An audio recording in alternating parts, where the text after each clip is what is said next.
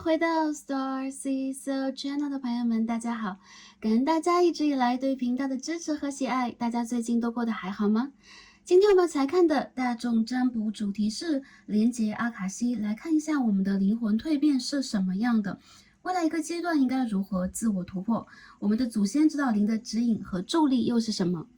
蛮长的一段时间没有在占卜当中帮大家一起来看我们的灵性成长这样的专门主题了。在之前呢，我们有传递过一些我们的灵魂高我指导灵给予我们的讯息，有可能在我们的感情和运势预测当中也会多少涉猎一下我们目前的这个灵性发展状态。那今天我们的占卜要集中来帮助大家看一下我们目前的这个灵性成长在什么样的状态底下，我们的灵魂在什么样蜕变期间，那未来的一个阶段我们应该如何去自我突破，我们的指导灵和宇宙又给了我们什么样的祝福，什么样的指引。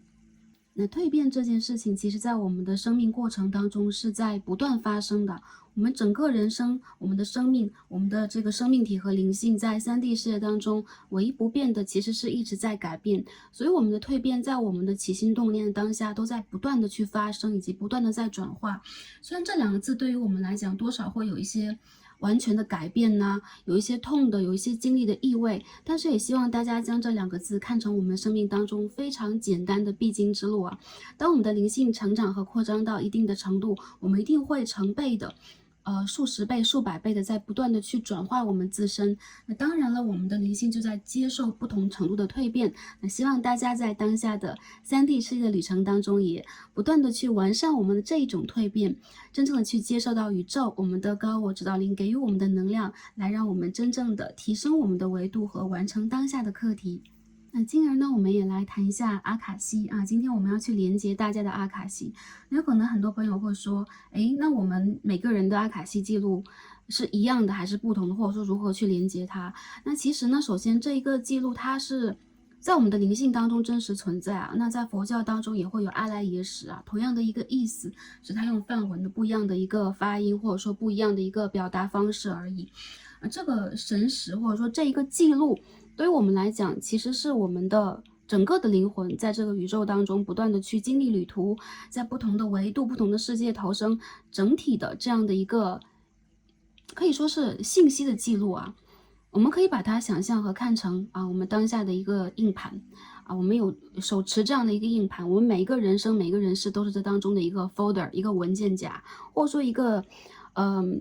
document， OK， 一个文件。大家呢再把很多文件和信息整理到一起，会拼凑成一个很完整的灵性旅途。那有可能我们会在这当中高低沉浮的起很多的变化，这些变化呢，其实在佛学的角度上来讲，它其实都是虚嘛，都是空嘛。但其实在我们去经历这些变化的过程当中，也会给我们很强烈的、很真实的一些反应和投影，让我们在这当中来投射我们自身，也来领悟我们自身。所以说这个领悟和蜕变的过程，也代表了我们灵性当中的真实蜕变和真正的自我觉悟，或者说我们这一个神识一定要去经历过的一个旅途给予我们的。那今天我们去连接这个阿卡西的记录，来帮助大家看一下你们的灵魂在什么样的一个状态，需要什么，那经历过了怎样的一个蜕变，那我们应该如何做这样的一个自我突破，真正的重新再一次打开我们的翅膀。当然了，我们的翅膀无数次的打开过，也无数次的在震动的过程当中，有可能也会出现过伤痕，有可能也在去强壮我们自己，再去改变我们自身的颜色，改变我们的能量场等等。在这个过程里边，也希望我们可以真正的调整我们自己。变化是不断的，而真正不变的是我们这一个神识和我们自己啊，大家都没有改变过。我们的能量其实在这个宇宙当中，在爆发的起点就一直存在。那也希望呢，我们可以真正的去爱护、理解和连接到宇宙给我们的爱。OK， 然后这就是 Starcy 给大家的一些个人的理解，包括这一个占卜的一个比较基础的 OK 基础的一些认识啊。在我们今日的冥想单元开始前，首先要感谢赞助这支影片的 Surfshark VPN， 它是帮助大家畅游网络世界的鲨鱼。最近有蛮多想看的影片啊，不过因为身在日本的关系，有些影片有地理的限制，譬如想解锁美国的 Netflix，或者是线上观看国外的偶像演唱会、赛事实况转播等等，以及其他地区的串流媒体服务，这些都需要使用 VPN 来帮助我们畅通无阻的浏览。使用 Surfshark VPN 是目前最简单、最稳定的方式，可以帮我们节省大量的时间。目前市面上有一些免费的 VPN 服务，无法保证我们的网络信息安全。我们在线上的一举一动被跟踪的同时，不但会泄露我们的个人隐私，也会被定位推送大量的广告。那 Surfshark VPN 比一般的网络更加的有加密程度，对您的信息进行加密，不仅他人看不到您的信息，Surfshark 也不会监视您的网上活动，避免您的个人资料、网络活动信息被搜集以及出售的风险。可以帮您有效地阻挡恶意软件的干扰以及攻击。Surfshark 为我们提供30天的退款政策，一个账户可以在无线装置上使用，超快速服务，3200个服务器分布在100以上个国家，严格的无记录追踪。现在点击下方资讯栏以及置顶留言连接订阅 Surfshark VPN， 使用我的优惠代码 STARSEED 能够获得1.7折的优惠，订阅2年方案送还3个月免费哦。也感恩大家的聆听以及对于频道的支持。那下面呢，就让我们来进入今天的冥想单元。在我们的冥想单元当中，我们会花几分钟的时间来帮助大家整理一下我们目前的能量，清理一下我们目前的能量场，也帮助我们做一个各个脉轮的平复和调整。那我们的冥想呢，希望大家可以在一个比较安静的环境，比如说睡前呢，或者说独自在放松的一个状态。当然也希望大家在安全的状态底下可以沉浸我们自身，闭上我们的双眼，去连接一下我们的宇宙和指导灵给予我们的能量。最重要的就是希望大家可以通过这一次冥想去调整一下我们的能量和频率，给大家一点点的放松和一点点的舒缓。好的，那下面呢，让我们一起来通过声音震动的方式，一起来连接宇宙。那希望大家可以在这个声音震动的过程当中，开始闭上双眼和调整我们的呼吸，让我们一起来聆听宇宙的声音。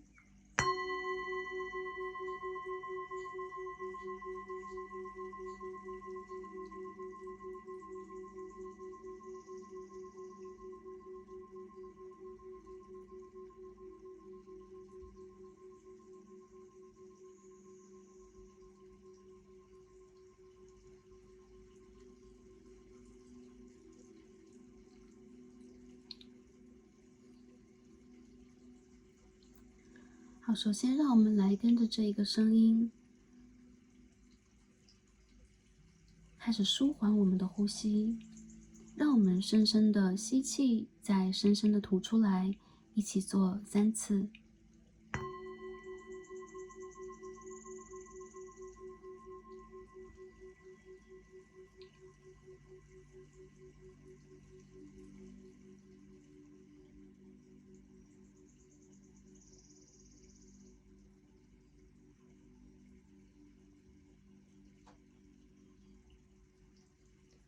让我们轻轻地打开我们的胸腔，舒展我们的肩膀和脊柱，让我们用一个舒服的姿势来平复我们的身体，通过呼吸的方式来跟宇宙重新建立起一个连结。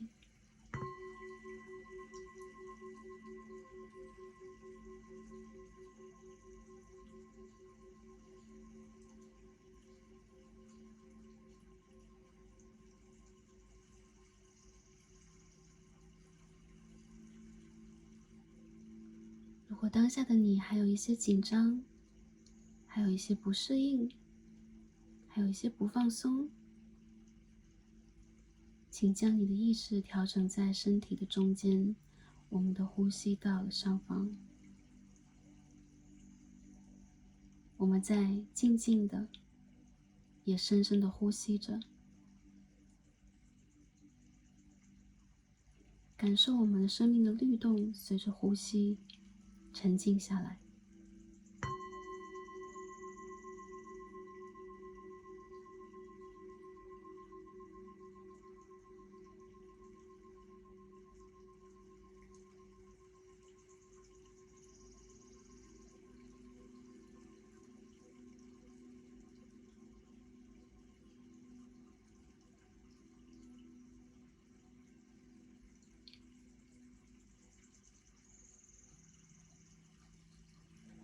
们感受从我们的头顶有一股能量，它可以是一组光线，它可以是一组震动，它可以是来自你指导灵和宇宙的问候。它在轻轻的、静静的朝我们投射而来。让我们深呼吸，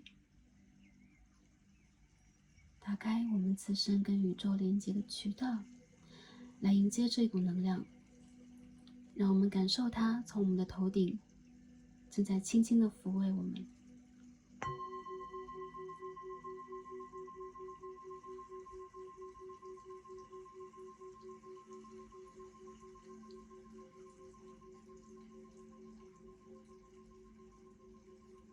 然后我们开始放松我们的头顶，放松我们的脖颈，放松我们的肩膀，放松我们的脊椎，放松我们的腰椎，放松我们的骨盆，我们的双腿，我们的双膝，我们的脚踝，我们的脚趾。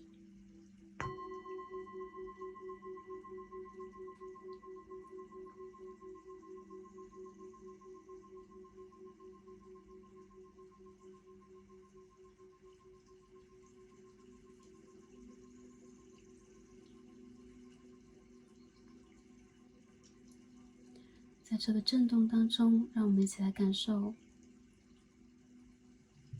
来自于大地的能量，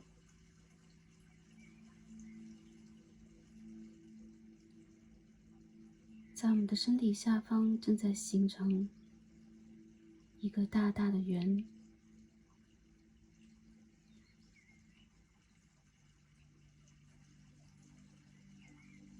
这股能量来自我们跟大地的连结，来自我们的根，它正在随着我们的注意，随着我们的理解，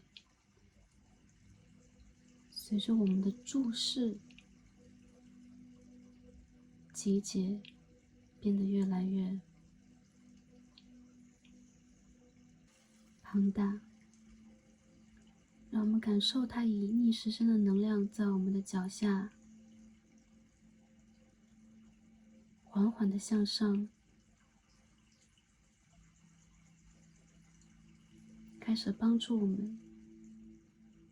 调整和清理我们的脉轮。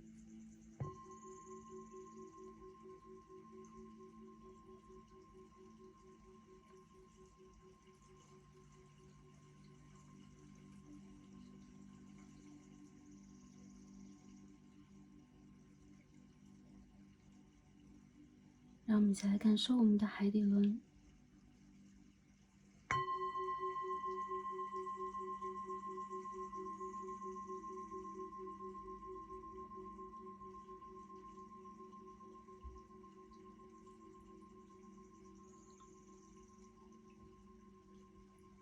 让我们感受能量向上到我们的脐轮，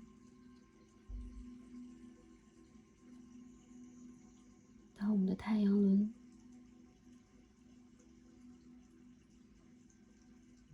到我们的心轮，到我们的喉轮，到我们的三眼轮，直达我们的顶轮。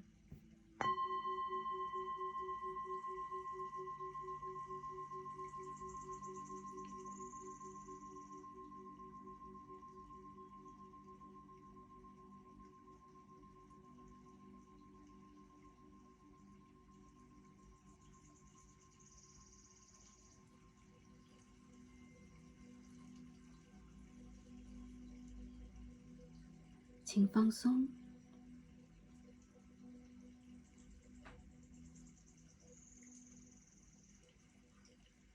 心平静，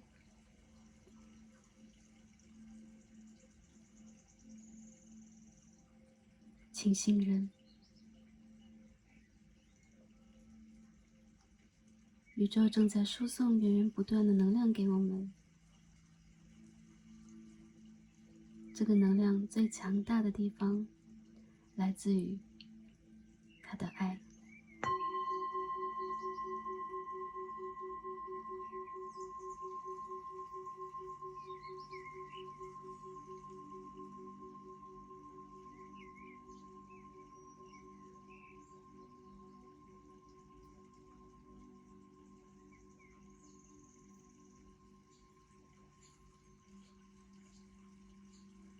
这个爱源自于我们。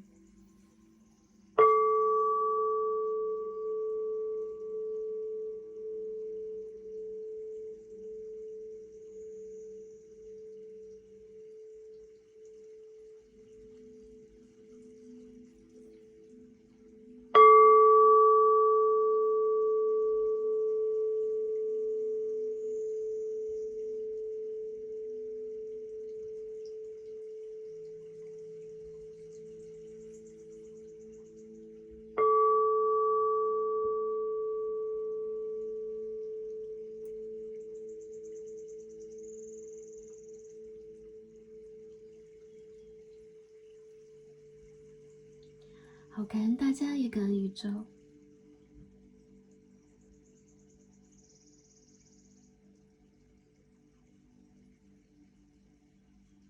我们今日的冥想就完成了。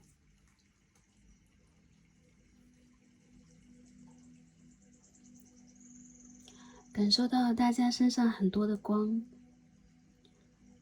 很多的祝福和很轻盈的频率。那相信呢，宇宙在最近正在帮我们打开新的大门，来帮助我们进行调整，也帮助我们进行一个更加爱与慈悲的连结。感恩大家，也感恩宇宙。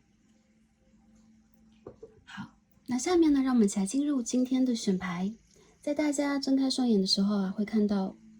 刚刚的3张卡牌，大家可以凭借第一直觉来进行选择。首先我们要看的是卡牌的位置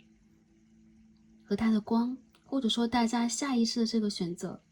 哪一张卡牌是大家最想翻开来阅读的呢？如果对于选择还有一些迟疑的朋友，可以根据下方的参照物来进行选择。我们最左边第一副组牌参照的天然石是红色斑纹天然石。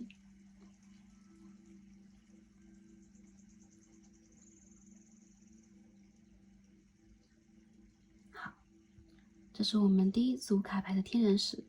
我们中间的一副组牌参照的天然石是白色的月光石。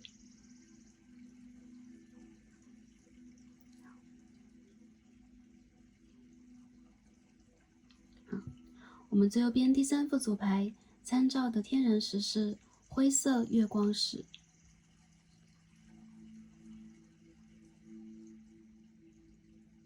好，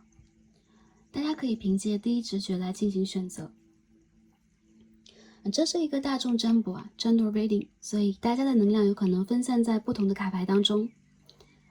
大家可以来选择自己比较受吸引、感兴趣，或者说第一直觉有感应的卡牌来进行听取。也可能你的能量分散在不同的卡牌当中，所以2组、3组大家都可以来进行选择。这是一个送给大家自由去选择的主题，为大家所用。所以有可能在不同的时间大家也会有不同的选择，因为我们的能量在变动嘛。有选好的朋友们，就让我们一起来进入今天的抽牌和读牌吧。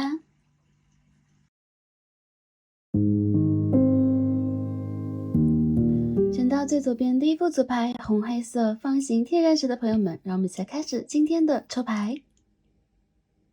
好，选到第一副组牌红黑色天然石的朋友们，我们的神谕卡都已经抽好了。那今天我们一起来看的主题呢是连接阿卡西，看一下我们的灵魂蜕变是什么样的，未来一个阶段如何自我突破，那祖先和指导灵给我们的建议指引和助力是什么样的。而在今天的占卜当中，我们会首先帮大家来分析一下目前大家的灵魂状态是什么样的，那在什么样的一个能量场当中，也会帮大家借助Tarot 塔罗牌来看一下我们的灵魂经历过怎么样的蜕变。那在未来一个阶段，我们应该怎么样去做一个自我突破和调整？希望可以帮助到前来第一组的朋友们。好，第一组的朋友大家选到了一颗感觉很有生命力、很有权威感的红黑色天然石，而且它是方形状的。那我们看一下这个能量指引是什么样的。首先看一下我们的指引牌 Oracle 给我们的讯息。決断する decide 决定、决断。我们可以看到一个女孩她在这个金色的太阳花，这边有太阳花能量，太阳花天当中这一切其实已经全部被染成金黄色，然后她在连接宇宙和她的高我指导灵给予她的指引，因此她的上方在沐浴和连接着金黄色的光，周围是 OK 淡淡的蝴蝶。那我看到第一副牌的朋友你们到了一个可以说神圣的一个大门跟前这个 portal 这个能量场正在展示给大家，有可能你们在最近会看到一些神迹或者说你们会梦到一些神奇的地方、神奇的光芒，因为你们当下正在跟你们的高我和宇宙有着很强烈的一个连接。决定代表了现在你需要许一个什么样的愿望，你需要什么样的一个结果来到你的生活当中呢？我觉得第一副组牌的朋友，其实你们个人是对待宇宙和个人的成长，包括这一个灵性的旅途非常虔诚的人，而且你们已经经历过了一个很强烈的蜕变。我看到你们周围正在被你们的光染成金黄色，而不是说单纯只是宇宙的光芒。那这个卡牌当中其实也有太阳花的意象我们也很巧抽到另一张太阳花。这个 sunflower 在给我们什么样的讯息？就是 action， 当下是你决定并行动的时间点，而且这个当中你的频率和能量是有可能从你的太阳轮出发，有可能是你的各个脉轮的一种疏通，连接出了一个你可以去重新寻找自己、做自己的能量。我觉得你们在翻新自己，你们身上的颜色在跟以往有所不同，你们有可能也在打开自己去接受更多。我看到很多朋友，你们的生命在一个绽放的期间，然后我们知道太阳花跟太阳的连接是最强，会随着太阳的这个方向的转动转动太阳花的朝向或者是转动他们生命的一个发展位置。那我感觉到其实第一副组牌的朋友，你们也是一样的，你们是跟太阳连接的灵魂或者说种族，然后你们其实是很容易达成你们的愿望，展现你们的一种吸引力，或者说你们的神的能量。我看到其实对于你们来讲，你们有可能也正在去祈愿，也正在去显化你们的一次完全的改变。而这一次我觉得这个追光灯打到了你们的身上，你们的时间已经到了，而当下你们应该决定我应该往哪里去走，我应该随着哪一种波动，哪一个方向，哪一种频率来调节自己。我看到其实你们是一个很包容和很打开的人，所以你们可以去让自己成为任何一个形态，任何一个状态。因为我们看到第3张这边的神谕卡是什么？这个钥匙在您的手上You， 这边是32号，这边是34号。我看到其实你们才是这一个能量场的中心点，也就是说这个太阳花是谁？我们可以看到顶轮在发光这个太阳花是你。而且有很多朋友，其实你们会连接出你们的高我，你们有可能会让自己去找到你们真我当中的一个完全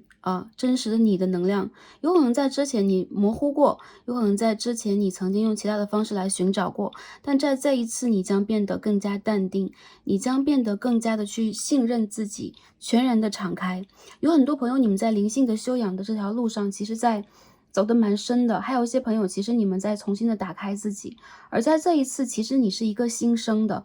太阳其实也代表了一个新生的能量，在暗夜过去之后，会有一个全新的旅程。当太阳真正的洒到我们的身上，这个光芒其实是会除了普照我们以外，还是会给我们做一个巨大的净化和能量的加持。所以说，一些朋友也是你们重新打开自己的时候了。如果之前你们的一些脉轮在运行的有点堵，有点卡，或者说你们有可能有一些关卡没有过去，那在未来的这个阶段，我看到很短的一个阶段，你们将重新去释放你们的光芒。这是从我们的指引牌当中看到的。所以说我看到你们的高我，你们的祖先指导灵也在帮助你们，让你们重新去相信自己，并打开自己。在这一次，你们可以全然的去，安住在你们自己的这个内心状态，你们的灵性状态当中去做任何的一种行动，因为我相信这个行动也是你们的心之所向。那你们的心是和宇宙连接在一起的，你们和宇宙是一体的，所以说你们的任何的一个行动、念头和想法，也代表了宇宙当下跟你的一种合一。好，下面让我们一起来看一下我们抽到的这个指引牌的第二副。我们抽了一套这个阿卡西的塔罗牌，我们看一下这个能量场当中大家能量经历过什么样的一个蜕变啊。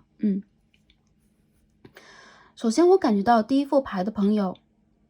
这边帮大家解释一下 Two of Swords， 还有一个 Archangel Gabriel， 还有一张 Ace of Swords， 也就是很多朋友我感觉到你们其实是在接受天使的指引和安排，走向一个新的旅途的。在之前我们可以看到这张 Two of Swords 代表了 Two Worlds， 你们拥有一切你们的窗外，你们的家园当中拥有一切，而这其实并不是你想要的。我们可以看到一个很美的女生站在这火炉之前，好像在晃神。Two of Swords 在我们的传统塔罗当中代表了一个拒绝、否定或当下正在去进行一种游移状态，所以无法对于现实状态进行判断。那也代表了其实他的灵性和灵魂其实在另外一个层面，在帮助他做一个连接，做一个 channel。 我觉得这一张牌很明显能够看到，你们有可能之前拥有很多不管拥有多少，或者说你面临了很多，比如说生活的一些选择呀，然后你的工作、你的技能的培养，有可能是家庭内部的，有可能你面对的只是单纯的一些家务，面对的是家人的一些琐事，有可能在外界有很多的变化，但是你也没有办法去顺应它，因为你其实是在把自己隔绝在你的世界的，你的身体，你的这一个灵魂，有可能也拒绝了你去跟外界进行更多的连接。我看到有可能这个世界对你来讲是比较憋闷的，所以你再去寻找一些新的改变。还有一些朋友有可能在这个过程当中，你连接到了你的高我，你寻找到了一个灵性的旅途。所以一般的朋友，我觉得在第一副组牌当中，你们是经历了一个觉醒的阶段的。那这个觉醒它有一个前奏，前奏代表了有可能你们要去经历一些让你们觉得甚至是在否定自己，也在否定周边的一个过程。为什么要否定呢？因为你会感觉，我是不属于这里的，或者说这一个状态，这一个感受是我不喜爱的，或者说是当下的我并不需要的，等等等等。我看到有很多的朋友，你们有可能拒绝了很好的机会，比如说感情的、友情的、工作的机会，你们有可能正在让自己去寻找一些全新的方向，因为当下的你无论选择什么，你都会有一种迟疑的感觉。还有一些朋友，你们会单纯的去逃离一些琐事，逃离一些烦扰的、复杂的，然后重叠的、重复的一些作业，因为你们需要人生进行一个全新的改变，你们不想成为一个类似于傀儡被周围的能量所驱使、所震动。所以我看到其实一般的朋友，你们在之前的一个阶段，灵魂和灵性曾经经历过这样的一个阶段，但这个阶段并不代表了你们是无知的、无名的，其实你们的内心当中有很多的活动，你们正在去捕捉它，而在那个你捕捉的过程当中，我们看到这个女生双手在背后所以说没有 action， 没有行动。你有可能正在去进行这样的一个决定这个过程对你来讲是非常重要的，这也是你重新觉醒的过程之一。那我们第二张看到的是大天使Gabriel， OK， 这是我们这套塔罗牌当中的大牌，它也象征着一个Hierophant， 一个教皇的角色。那这第二张当中呢，我们的这张 Gabriel 大天使加百列，他的身上有一个这样的工具就是一个喇叭，也就是说他手上有两只麻雀，有没有带着翅膀的，或者说有着信鸽意象的鸟儿，一般在我们的卡牌当中代表了 messenger 信息的传递者。加百列大天使其实就是一个信息的传递天使，它也同时代表了水瓶座的守护天使、水瓶世代的守护天使，以及当下我们的下三轮，比如说海底轮、脐轮和太阳轮的一个运转的守护天使。我看到这张牌当中很多朋友，你们在受到天使的指引你们有很多很多的讯息在周边，你们有可能是一个信息的传递者，你们有可能是讯息的守护者，或者说你们会去通过这些讯息去进行一个真正的传达、连接和感知。因此呢，在这个卡牌当中，我看到你们确实受到了大天使的保护，你们受到了传讯，你们在这个类似于生命和生活当中，哎，我在发着呆，或者说我在冥想当中去感受连接的时候，你连接到了哎，这个当中的一个能量。所以当你们的灵魂在往前去运转的时候，你会发现其实你走在你的灵性和你的人生，也包括当下我们的灵性当中，这一世当中许许多多的旅程里边，这个旅程当然也包括了你前世今生的一些旅程，你永远都在路上，所以你并不被困在任何一个空间当中。有可能你也感受到，其实你是一个旅行者，你是一个决断者，你是一个可以让自己去决定你拥有哪一张车票，踏上哪一张列车的人啊。有很多朋友我看到啊，对于你们来讲，你们会感受到你的时间到了，所以你会做一些新的安排。还有一些朋友你会感受到你的前世和今生重叠给你的一些影响，比如说你无法让自己完全的被困在一个状态当中，一个空间当中，或者说你需要让自己去打开，去学习更多，感受更多。有可能你会有感受到你的宗教信仰，它跟你周围的人、跟你的原生家庭都不一样。还有一些朋友，有可能你们会重新让自己到一个地方，这个地方有可能跟你的某一世有关系，有可能跟你要去吸收的某一个知识，某一种能量有关，有可能它会是你的一份新工作，一个新的感情，一个新的连接和一次新的学习。所以我看到有很多朋友啊，你们在这个过程当中，其实在经受很大的一个能量的洗礼，有可能你会完全变成一个不同的人，或者说你在灵性上已经完全不同了。这两张牌其实都是风的能量，我看到有很多朋友你们身上有风的元素、水瓶的元素，或者说天王星的元素，还有一些朋友我感受到你们有可能是上三轮呢，就是从我们的顶轮到三眼轮到喉轮比较灵活的人，所以其实你们是本身你们就是非常自由的灵魂啦。所以当你们去接受一些挑战，你们去接受一些规则，你们去接受一些束缚和平静的时候，反而容易去释放出你们灵魂当中、内心当中真正的一个愿力啊。心愿的愿，这个愿力会帮助你，让你去走向属于你的一个旅途。这个旅途是天生注定吗？是命中注定吗？一部分是，但是还有就是你也打开了你的一种爆发能量。有可能你们周围一直有天使，或者说你们就是天使的一部分，你们就是这个讯息的传递者，所以你们才会踏上这一个旅途。有很多朋友，我觉得你们内心当中其实是跟这个世界有一定的疏离感的，有可能你们是一个有大爱的人，还有就是由于你和天使站得很近，所以很多时候你去得到的一些讯息，你的一些想法是跟周围的一些人不同的。所以我们看到卡牌当中啊，往往你都是一个人站在这里，无论是男生还是女生。还有很多朋友，我觉得对于你们来讲，你们人生当中一定会有一个很大的转折，有可能在低谷期，有可能在平淡期，有可能是什么冲击到和触及到了你，这个触缘之后，你会很大程度的产生一种反弹和改变。这种反弹和改变有一部分是你要回归到你自己啊，就是你真实的一个样貌和样子，你是什么样的一种处事风格，你是什么样的一种气场，一种 aura， 一个振动频率和那个 style， 你会改变，并且在这一次你将会头也不回踏上属于你的这一趟航班或者列车。也就是说你不太容易去反弹回去，或者说改变回之前的那个状态和面貌。因此在周围人的眼中，有可能你会有一种不食人间烟火、一尘不染的气质，或者说你多多少少会有一种疏离感、隔离感。我觉得你们对于时间和方位有很强烈的一种感知，有可能当下你们会很明显的感受到属于你的时间和某一个点已经到了，并且这个点到了的话，周围的客观环境和宇宙的能量也会去指引和支持你，所以你会进而得到很多的讯息啊、机会啊，然后有一些人有可能会涌到你的生活当中来，促使和帮助你做这一个改变。而这些改变其实都是天使带给你的。这边这张牌啊 ，on track。这边是 two words， 这两个单词让我感受到啊，你会从我在两个世界当中，或者说我在不同的世界当中去，其实你站在中间啊，你在两个世界的中间，那哪个世界它其实都不是属于你，但是其实你有很多不同的空间、不同的维度，你有不同的世界，所以你要去往一个新的方向探索。我看到你已经穿上了你的这个行装啊，戴上了你的属于你重要的东西啊，对，重新走上了一条属于你的探索的旅途。而且我看到其实你会让自己在这一次重新的打开和释放，这是你的决定，这是你的行动，这也是属于你的独一无二的一个旅途。所以我觉得第一副牌的朋友，你们的能量让我感觉到其实是很打开的，很怅然的，而且其实你们身上的一些频率已经不在3D 了，就是说其实你们是地球这一次比如说频率扬升当中很重要的一份子，因为你们的身上其实是就有其他频率的能量存在，你们也是这当中的行动者，或者是传递者，或者是指引者。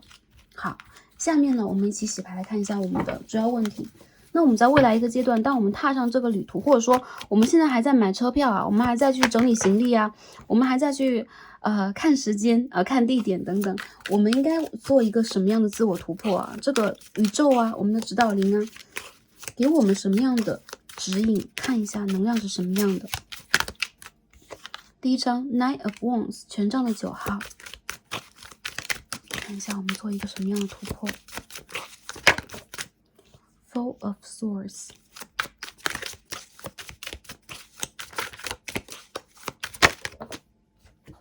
Page of Swords， Empress，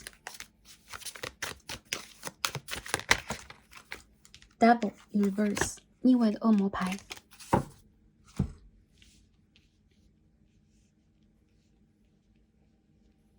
你们的突破是什么？很多朋友我觉得啊，对于你们来讲，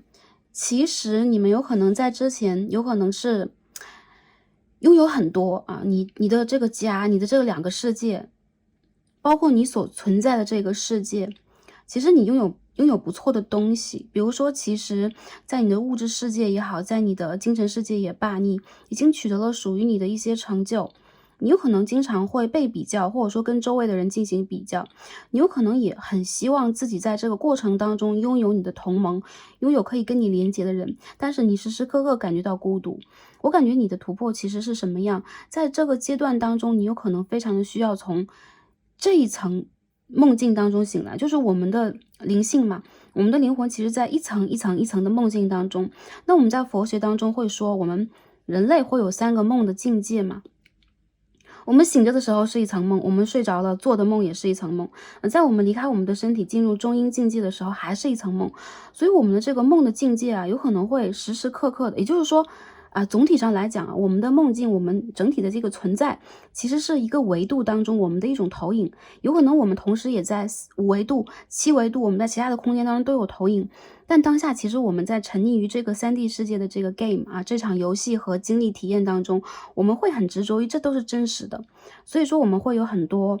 概念，我们会有很多总结，然后我们有很多真实的关于我的想法。而当下我看到，如果要做一个自我突破的话，你需要将这一个世界当中你的一些经历和体会都化为一种集合的爱。这种集合的爱说起来不容易，但是其实当你感受起来，它非常的简单，非常的明了，就是你的存在为什么在这个世界当中有这样的一个投影，为了什么我们要到来，我们当然要为了我们自己，为了我们所爱，为了我们所感受的去真正的行动，而不是我们要比如说每一步我们都步步为营的，我们每一次都要让自己去较真，或者说取得什么样的一个成功，或者说我要去捍卫一个什么。我感受到其实你的一部分正在渐渐的醒来，摆脱某一种沉睡，但是你有可能非常需要你的指导灵在这个时候，或者说你的天使给你一个真正的提点。比如说你很需要一个真正的讯息，你很需要一个真正的我要看到神迹，我要看到某一种光的降临，但其实在你的世界当中这一切一直都有。我看到属于你的突破在未来的这个阶段呢，其实当下已经到来，有很多朋友你们在这个突破的关口当中，所以你们多多少少会感觉到或质疑，我的存在，我的周围的某一些东西它是真实吗？或者说你们会真正的去用一些包括哲学的，包括灵性的心灵上的，也包括比如说宗教的等等这些意味来帮助你们去做这样的一个调整。我看到其实你们在疗愈的旅途当中，其实已经做好了很多很多的疗愈，方方面面的。然后你们有很多理论，你们需要将这些理论不再矛盾的去展现给周围的人。你们需要在内心当中停止某一种纠结、矛盾和拉扯，真正的在你的世界当中实现和实现这种断舍离是什么样的。那个断舍离是什么？不是让我们去切断什么样的连接，或者说我们只要灵性不要物质，而是你真正去辨别什么是正在去干扰和模糊你的，而什么其实是可以帮助你，让你去更加清醒和理解这个现状的。很多朋友我感觉到其实你们有一个很明确的方向，这个方向是一张皇后牌，皇后牌是金星的能量，也就是说关于爱的，关于守护的，关于强烈的去滋养的，以及丰盛的，这个能量其实全部都在你的身上。而这一次我看到你将会去选择保护，你也将会去选择让自己很明确的去坚定的守护自己和周围的能量，或者说人事物，这都算。我看到你们在这个过程当中啊，从去年的12月，比如说3个月之前，你在做这样的一个调整和循环了，有可能你再重新的去整理你当下的一些资源，你再重新的去看待你去拥有的一些东西，你有可能会抛弃掉一些物质上的，比如说在物质上我要去寻求，我要去赚钱，或者说我要去享受。在这一次我们看到啊，这个金币9的可以说是贵族啊，贵族千金，他将自己的这个 OK 非常华贵的手套啊拖在地上，他要去用双手来接触成熟的果实，成熟的葡萄。而这个时候有蝴蝶翩翩的飞在天空。我看到其实你们在这一次选择了灵性而不是物质。当然了，我们指的并不是我们再也不赚钱，我们再也不去为了名和利等等去努力啊，这个并不是的，而是你们在这一次啊，我们看到 Page of Swords、Queen of Swords 这两个是宝剑人物的逆位，这是什么？你不再矛盾，你不再去斗，你不再去跟周围的环境来进行竞争，比如说你一定要是黑的白的，或者说周围的能量太污浊了，我要去砍断它等等。在之前你有可能一定要让自己用这样的一个方式，甚至要用一种我们刚刚所说步步为营的，要去坚守我们自己，要去盯住忍住，然后要去不断的疗愈，然后要去看到装看不见等等的一些方式，去做这样的一种抵触和战斗。因为这边权杖5其实是一个偃旗息鼓的象啊，我们传统塔罗当中权杖5号代表了一种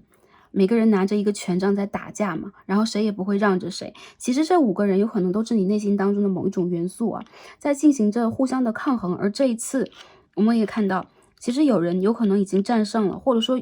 大家已经达成了一个和解合议，就是我们有可能在这个过程里边已经知道了谁是胜利者。因为权杖5号的下一张是权杖6号，一个胜利，一个气势。你拿到了这个气势之后，你将会一展你自己之前的比如说你将会把你自己之前的一些柔弱、一些自我保护啊，或者说你有一个保护罩等等，真正的脱下来，你将会完全的去理解和展现出你拥有的。我觉得这一次你好像在你的世界当中吧，比较明显就是你将会说一不二的去进行一个行动。比如说我要去做这个事业，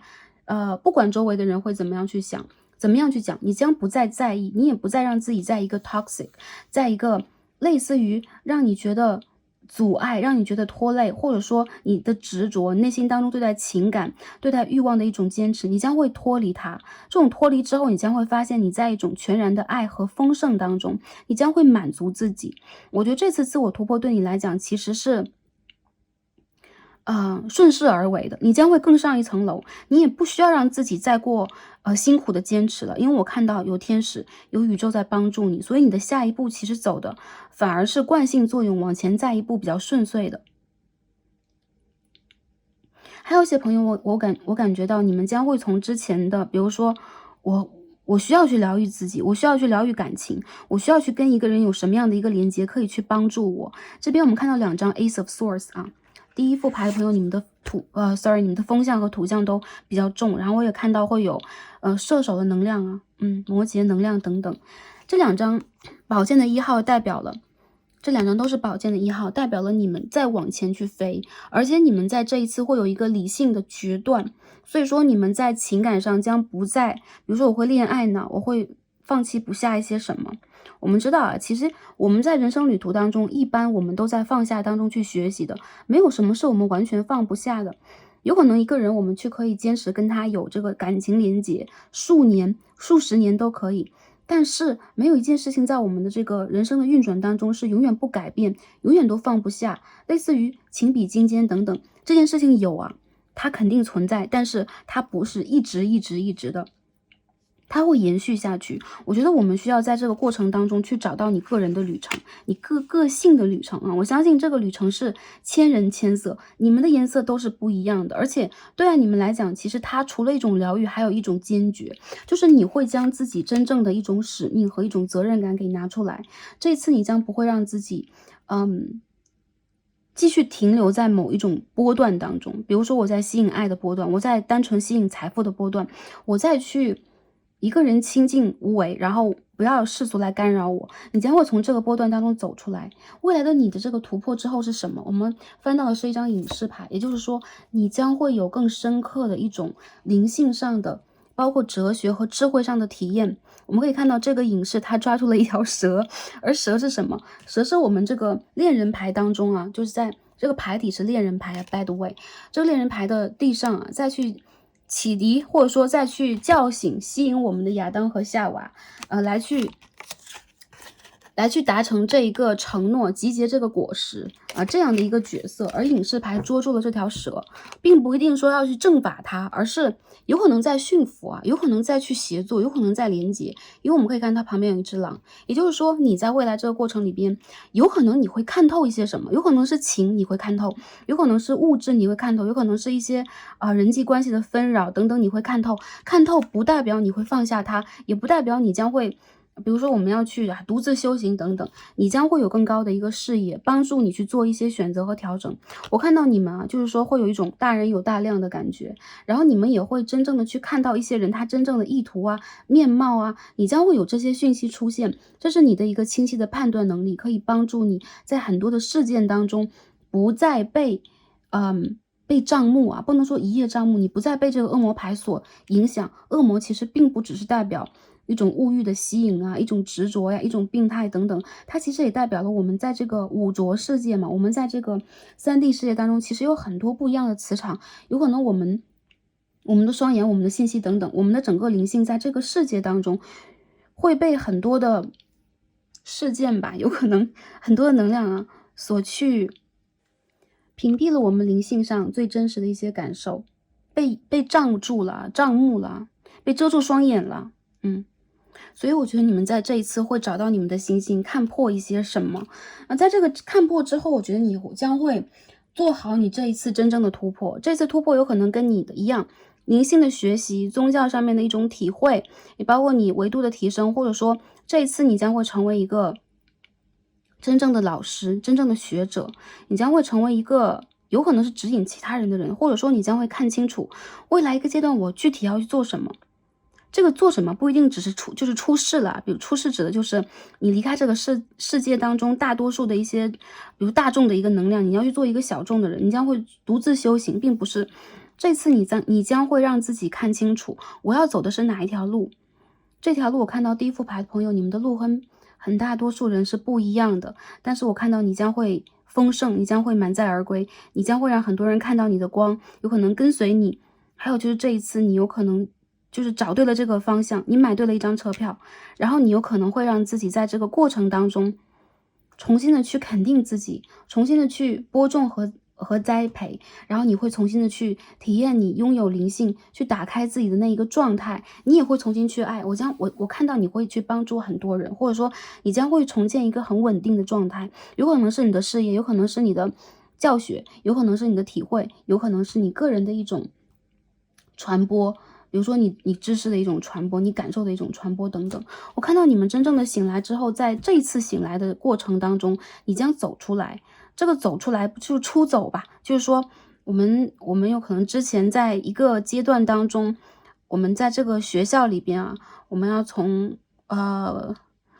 大学1年级念到大学4年级，但这一次你真正的可以毕业了，然后拿到这一张车票，你将会有一个全新的旅途，这就是我看到你的一个突破啊。这一套牌当中有情感的能量吗？很多朋友我觉得情啊、财啊，或者说你经历的一些个人的成长，全部都是一个关。我认为其实没有特别具体关于情感方面的，我们可以把它称之为一种就单独突破的，不过它也是你突破的一个重要的点。有很多朋友我可以看到，你在未来将会用一种智慧的方式去爱、去经营，也包括去处事啊，全部都算。这种方式会让你感觉到，你只要轻轻的一动手，你就会有很多能量，因为你站在一个更高的维度和角度去看待这些事情，你将不会再去沉迷。很多朋友啊，宇宙要告诉你，这34号牌代表了一种成熟。我们这边有3号牌，就是大天使的牌，就是说你在这一次，旅途当中已经成熟，就是你的一些智慧，你的一些见地，你的一些感受已经成熟。我觉得你们在这一次将不再去沉迷任何的一件事情，任何的一个能量，但是你将会将所有的事情都做好，你身边所有的缘分也将会渐渐转化为善缘。原因在于，其实你已经跟之前的一个阶段的自己和一些不良好，不能说不良好，就是跟你的连接，或者说无法去 support 你的连接，做了一个真正的断舍离了。有可能这个过程艰难，有可能这个过程矛盾，但是其实你也通过了这个断舍离，学会了让自己用一个新的方法去重新经营，你将不会再去盼望那些不切实际的，你将会去显化那些你真正要去显化的，或者说你将会重新许愿。所以宇宙在告诉你，当下的你啊，你就是决断的这个人，你要去行动了，因为能量已经满了，所以当下在你做改变的这个过程，我相信你已经走完了这个过程，你走完了90%，还有10%就是这次你睁开双眼醒来之后，你要去真正的去实践你感受到的一切。实践有的时候很简单啊，就是当我去感受到了它之后，我在今天做事的时候，我在今天跟人沟通交谈的时候，我再去往前许愿和判断的时候，每一件事情都是你的 action， 不一定是我要做一件惊天动地大事，今天就要把工作和学校给溃掉，就是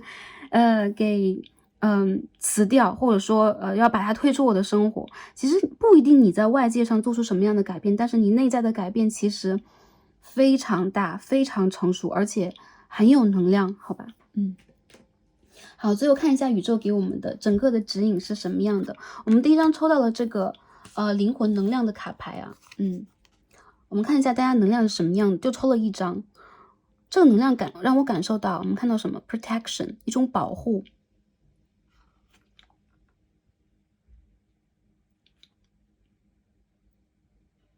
首先我感受到你们的周围其实有高频能量和低频能量，但它是一种阴阳的结合和平衡。我们不用去拒绝和就是把任何一股能量推出我们的生活，因为这个时候你就失去了平衡。阴和阳是我们身体当中都存在的，我们的男生女生，我是男性身体女性身体，包括灵魂上都有阴和阳的2股能量。我看到其实你们在被这2股能量的更高的，比如说源头，或者说更强烈的一种气场所保护着，深深保护啊。为什么？其实我感受到你的还是一样，你的上3轮打开的很明显，所以说你也会有一种自我保护的能力。我看到其实你在通过你的一些比如说连接的方法，比如说你会去许愿呢，你会用你的方式去连接，你再去寻求这样的一种保护，这样的一种你需要宇宙给你一些时间。所以我看到第一副牌的朋友，如果你之前在一种闭锁环境、闭锁状态，或者说你希望自己在那个当下是静而不动的，我可以在这个过程当中先把我自己给整理好、孕育好，所以我不希望外界出现所谓什么样的风雨啊，大的转折和变动。我看到其实天使有一双很大很强大的翅膀在保护你，而且我看到其实你们也有一个很强烈的保护欲望，对于周围的某一个人事物，你们有很强烈的保护欲，所以其实你们内心里边是一直在坚忍的。还有就是你有可能还是一样有一种我必须要小心，我必须要步步为营，然后我需要让自己去磨练我的坚决意志，但是你会坚持的过于辛苦。我觉得这副牌的朋友，你们要相信宇宙有更强烈的能量在保护你，以及你在保护的人事物，他们都是安好的，不要担心。然后我看到在这个牌当中，你们会拥有很强烈的一种能力啊，这个能力它也是一种能量，去帮助你在未来的一个阶段，让你拥有更强烈的一个信号塔，集结更多的信息，有可能你会保护到周围的人。我看到其实你周围好像有一个 就是有一个 shield， 一个盾牌，然后它好像在去帮你承接一些负面能量的侵扰和打击啊，对，有可能是你的指导灵，有可能是你的动物指导灵，这都是非常明显的，好吗？有可能是你的大天使，好吧？好，我们下面再看第2章，我们的指导灵以及天使给我们的 message， 这边是 Heart Guardian。Love and let yourself be loved。如果之前你们的上3轮在打开，你们这一次需要去调整你们的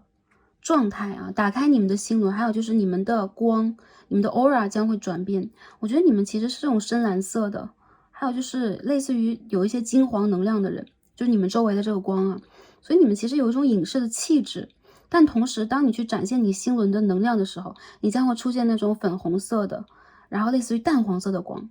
这一次你的天使在告诉你，你要去爱，你要用爱的方式来感受。为什么？因为这边我们也看到了一个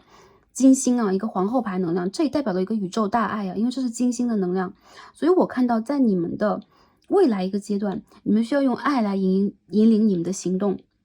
这一次我觉得你们将会去打开你们自己，你们会去感受爱，你们也会更加拥有一种慈悲和包容。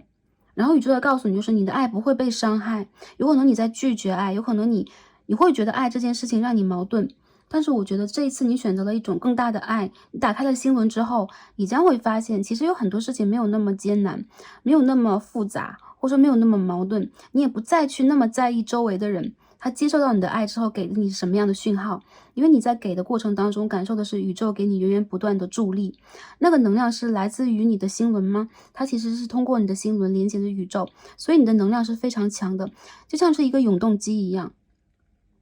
你越是去连接，越是去给，你会发现你去感受到的东西更加的美好。我觉得你们在一些生活当中的细节，一些小事，一些小确幸当中，你都会感受到这种爱在告诉你什么。那其实我觉得这副牌的朋友一样，你们并不是那种爱会燃烧自己狂热的人，你们是那一种爱会让自己慢慢的变得更加慈悲，更加的就是你们其实是一个疏通的管道，你们也会将这些能量输送给周围的人，所以不要去担心啊，或者说过于保护自己，或者说拒绝让自己去爱，因为爱会受伤，爱有可能会被否定，爱有可能有的时候会让你觉得你是无力的。但是我觉得，如果我们用更强烈的一种爱的能量去燃烧它，你将会发现在这一次你的能量是完全不一样的。所以我看到从这个2个牌当中，我也感受到其实你的天使很爱你，还有就是你被保护得非常好。以及如果你之前也经历过一些，我没有觉得我很幸运，其实我也蛮挫折的，磕磕碰碰的，这当中有可能有很多的爱和保护的能量，你需要去重新的正视它和感受得到它。因为当你感受到之后，你将会发现其实你是有能量的，其实你是有感知，就是有更多感知的，其实你是会让自己更加幸运的，因为你在承认这一点，你就在显化它。好，第3张牌我们看到的是一张新月在巨蟹啊 ，New Moon in Cancer Relax。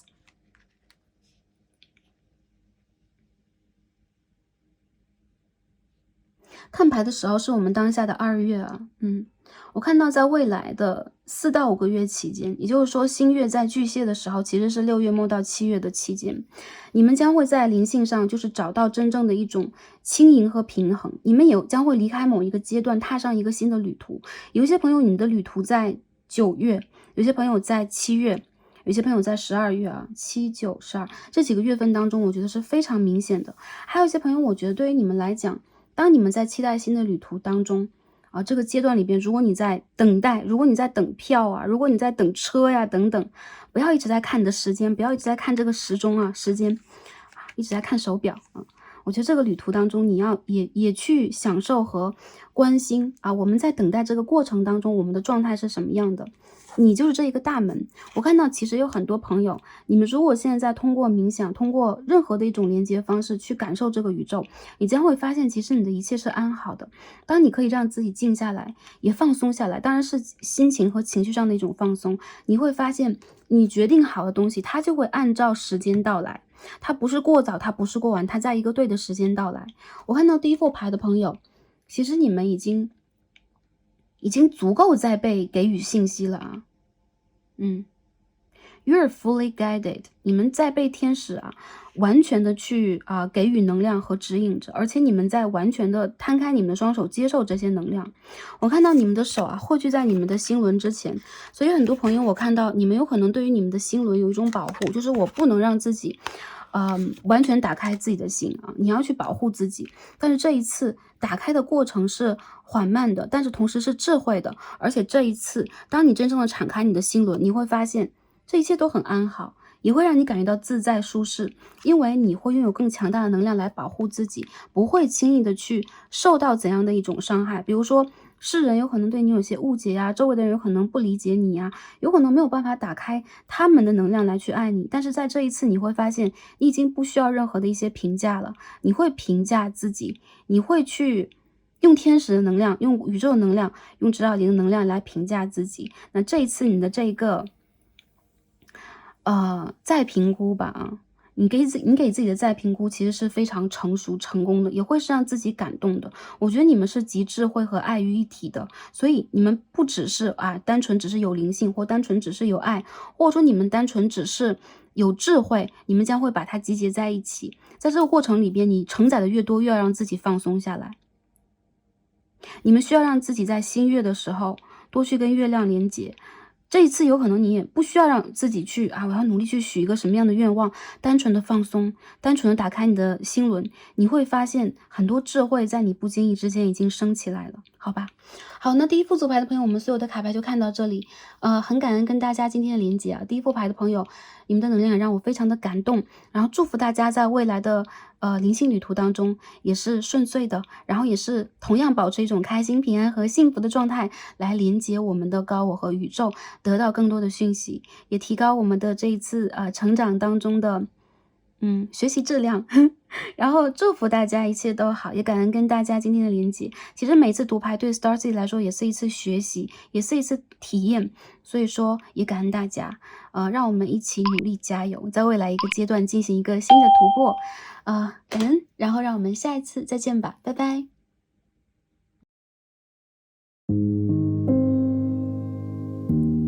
选到我们的第二副组牌白色月光石的朋友们，让我们一起开始今天的抽牌。好，选到我们的第二副组牌白色月光石的朋友们，我们的神谕卡都已经抽好了。那今天我们一起来看的主题呢是连接我们的阿卡西，看一下我们灵魂的蜕变是怎样的，未来一个阶段应该如何自我突破，那祖先和指导灵给我们什么样的指引和助力呢？好，那第二副牌的朋友选到了白色月光石。我们首先会通过神谕卡来分析一下大家目前灵魂的状态，我们也会通过塔罗牌结合我们其他的这个讯息来看一下我们的灵魂在未来的一个阶段应该做什么样的突破。那祖先和指导灵给我们的建议祝福是什么样的，希望可以帮助到前来第二组的朋友们。好，第二组的朋友白色月光石，看一下我们的这个 Oracle 指引卡给我们什么样的能量和讯息呢？第二组的朋友，这是一套日文的神谕卡，而且它每一张都蛮像一张明信片的，很美。这张牌当中告诉我们欲しいもの欲しいという Say what you want， 说出你想要的。我会看见这个树上有一个 OK 正在去连接宇宙正在去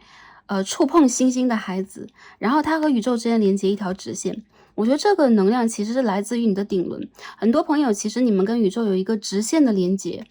当你许愿的时候，你有可能蛮容易成真，还有就是你有可能并不只是许愿的能量，比如说你有可能会突然得到一些讯息，得到一些感应，这个时候你会很明显的去看到和感受到你当下需要得到的。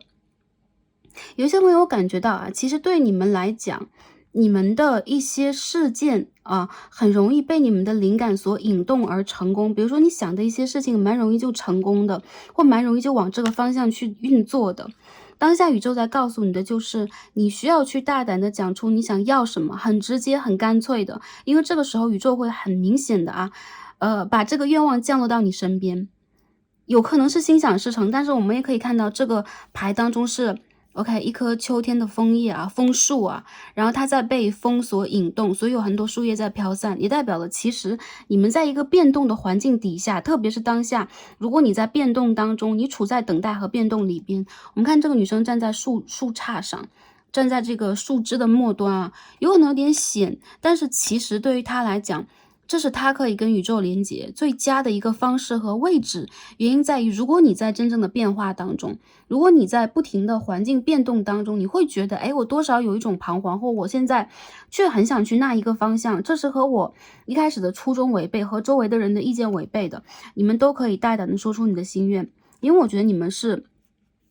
们的信息的连接方式和周围的人有所不同，以及有可能你现在恰好是这个时间这个点是你跟宇宙连接最好的时间。所以呢，我觉得这个你的指导灵也包括宇宙，包括你的源头能量在告诉你当下你需要去大胆的说出你的欲求，你的一个愿望将会在未来的3个月份当中被实现。好，这是第一张我们看一下旁边2张牌。第一张我们看到是羽毛 message，大家知道我们看的是 free message，一张7号，一张39号。By the way， 这张 free message 是当我们当下抽到这张牌的时候，宇宙给我们当下你最需要的一个讯息，这个讯息是每个人都不一样的，所以我会帮助大家来看一下这个牌当中给我们什么样的能量。当然了这2张牌又代表了其实你们就具有一个接收讯息的能力很强，所以说如果你最近看到了一些飞行的信鸽呀，或者说鸟呀，在你周围你有可能会拾到一些羽毛，你有可能会意外的在梦中和你的比如说路途当中去感受到一些信息，就代表了你当下在被宇宙给一些信号我们可以看到垂直向下的一些信号，有可能是你当下正在去等待的、求的，或者说期待的、盼望的、许愿的正在给。而且你有可能在这个过程当中也在调动你的灵性去连接你的指导灵，去感受一些不一样的讯息。这2张牌蛮特别，所以我帮第2副牌朋友看一下这边是月亮的双子2宫，我们再看一下。我看到这个 free message 是关于你的金钱和人际关系的突破的。你们在未来一个阶段蛮容易去走到一个全新的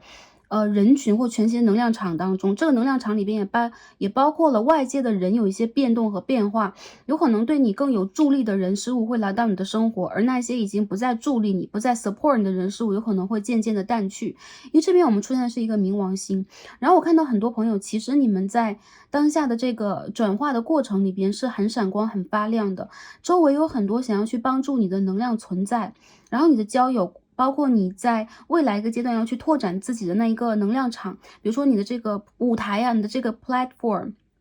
你的这个平台其实正在延展，所以你们需要让自己也打开自己去接受和 channel 周围给你的很多讯息和讯号，有一些不经意的讯号有可能来自于一些不经意的人事物，比如说周围一个并不熟悉的同事或朋友，他有可能会莫名的给你一些信息、讯号，甚至资源。比如说，有一个蛮好的工作机会，一个蛮好的学习机会，你要不要尝试一下？他有可能会和你未来的这个金钱，或者说你未来一个阶段的生财渠道，或者说展示自我的一个渠道有关。我觉得，如果你有一些个性的爱好，比如说跟周围不一样有可能会再去学习一些、感受一些，或者说你再用一些全新的方式去整理自己，你希望能够把自己这个资源也整理出来，然后去展现出来。我相信宇宙也正在去得到你的信息和能量。如果你的色彩是不一样的，你一定会用你自己的方式去证明你自己。这也是这个牌当中给我的一个 message。有很多朋友你们是非常聪明的，而且你们在之前的这个过程里边不断的在学习和深化自己，你们的感受度是非常灵敏和非常高的。很多朋友你们和这个数字379很有关系对，然后有些朋友你们有可能在经历了之前的一个阶段，你们再让自己成为一个更加强烈的可以去释放自己的这样的一个灵魂。所以说你们的野心，你们正在去施展的，你们再去找门路扩张的这个事件，也包括你的个性魅力，我觉得是完全可以去被体现的。有很多人其实你们在被周围的人爱戴、喜爱，你们在闪光，有可能在你不经意的时候，你会发现其实你已经得到了很多光的滋养，你有可能已经让自己站在了舞台的中心。有些朋友，如果你们最近的在财富上、资源上是有些变动的，不要担心这种变动，你们反而可以让自己多去通过信息传达的方式来去显化你们的财富。还有一些朋友，如果你们财富现在在变动当中，这不一定是一个坏的现象，有可能你周围的一些女性能量和阴性能量会成为你的某一个贵人，来帮助你突破当下的一个关卡，突破一个压力，或者说让你有更加意想不到的去寻找自己、突破自己，或者说得到财源和运气的一个机会所以我觉得这个信息是关于好运的，也关于你们就是说自我的一种魅力的体现，或者说你们资源的一种体现，好吧？很多朋友，你们的这个女性的指导灵包括你们的这个女性的祖先目前在周围，比如说大地之母等等，这样的能量会在给你们很多鼓励和帮衬。当然，我觉得这个鼓励和帮衬是在信息上的，所以你要注意最近你得到的一些信息信号，你在得到的一些感受。好，下面我们可以看这一套这个是阿卡西的塔罗牌，阿卡西 Tarot， 我们看一下能量是什么样的。by the way， 这张牌应该是逆位。好。第二副牌的朋友，我们从这张牌这些牌里边看一下大家灵魂经历过什么样的蜕变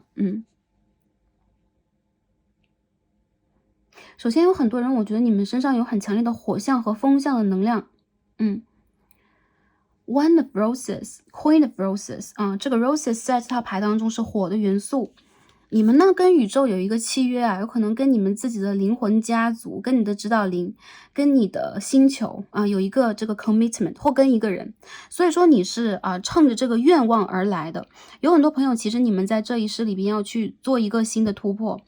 要去做一个全新的事业，有可能你要有一个全新的天地等等，你是要注定闪光的人。而且这一世里边你带的这种闪光是有这种缪斯的能量的，你是一个创造的男神或女神。我看到很多朋友其实对于你们来讲，你们的生命必须要浪漫，必须要奇幻。by the way， 这张牌里边有一支羽毛笔，所以你们有可能已经书写过你们这一世的一些必经的旅途愿望或者说课题在你们的这个阿卡西当中了。我看到这个 contract 这个契约对待你们来讲，其实你们是正在履行的，而且你们正在走的每一步都在去履行它。有很多朋友对待你们来讲，这个契约的内容是你之前都没有经历过的，所以你这一世有可能跟前几世或者说你之前的旅途都不一样，你要去重新做一些什么调整，你要去重新改变一些什么。而其实这些改变对待你来讲就是莫名的，或者说你好像不经意的就要去往这个方向去走，原因就在于这是你独创的一个浪漫的旅途。我看到这个契约，它也很像是一封情书，它也很像是宇宙正在去给你的很多爱和鼓励。我看到其实你在这个旅途当中并不是完全孤独的，相反你是非常闪光的，你其实是有一种很强烈的意识和愿望，你要去打破和打开什么。所以你有可能寻找了很多次，你有可能也做过一些就是独特的一些突破，比如说你和周围的人，有可能你的方式就是完全不同，或者说你是一个就类似于打双引号，就是从小你就会有种自命不凡的气质的人，并不是说我就会我会一定要去自命什么，自命的意思就是我一定要这样去理解我自己。相反的，其实这种能量，这种自己对待自己的理解，也是你在宇宙当中记录下的，对，你在被给予的。其实我们就是说我们的痕迹，我们每一世的痕迹在宇宙当中都有，并不能说我们这一世过完了它就过去了，或者一些人逝去了他就永远都不会回来，他永远都会被镌刻，会被镌刻在我们的信息记录当中，我们的阿卡西，我们的阿拉耶识当中。所以对待你来讲，你有可能有一些未完的愿望，你有可能有一些跟人的一些连结，或者说它有可能是单纯的一个情感关系，都是很有可能的。那在这个牌当中，我看到很多朋友，你们在这一世里边要经历的旅途，会在上一个转变的阶段，就是当下这个蜕变阶段当中，打开你的某一个窍吧，或者说你的脉轮当中，其实我们身体上有108个可以打开的部分就像是脉轮一样，其实它都是像是海水当中的海洋当中的漩涡一样，它都是一个能量场。对你们来讲，你们正在去打开新的能量场，因为你们和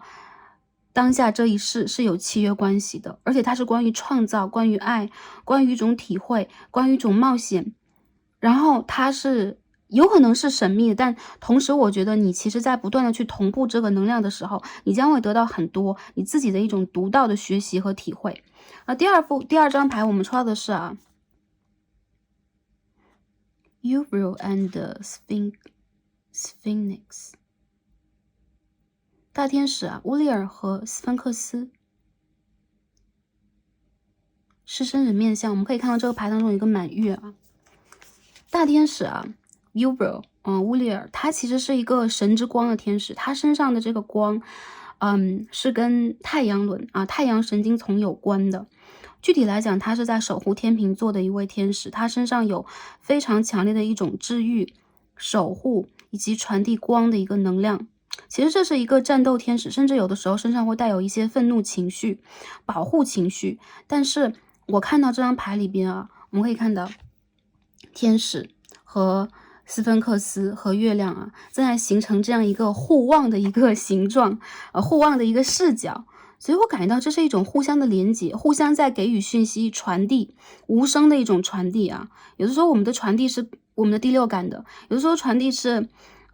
非文字、非声音、非任何一种形式的，就是你莫名其妙的一种感知，你在看到一个颜色突然出现的一个想法和念头，这都是你在去被连接和被给予信息、被下载能量的这样的一个像。我看到很多朋友，其实对待你们来讲，这张牌它出现的时候是逆位的，你们在潜意识当中其实是天使的一员，你们有可能经历过这个宇宙当中的很多大事件，而且你们其实是一个非常具有能量连接能力的人，所以其实你们会有自己很独到的一个人生使命，我认为是一个人生使命啊。有些朋友有可能会想问，我的人生使命是什么等等我认为这个人生使命写在你们的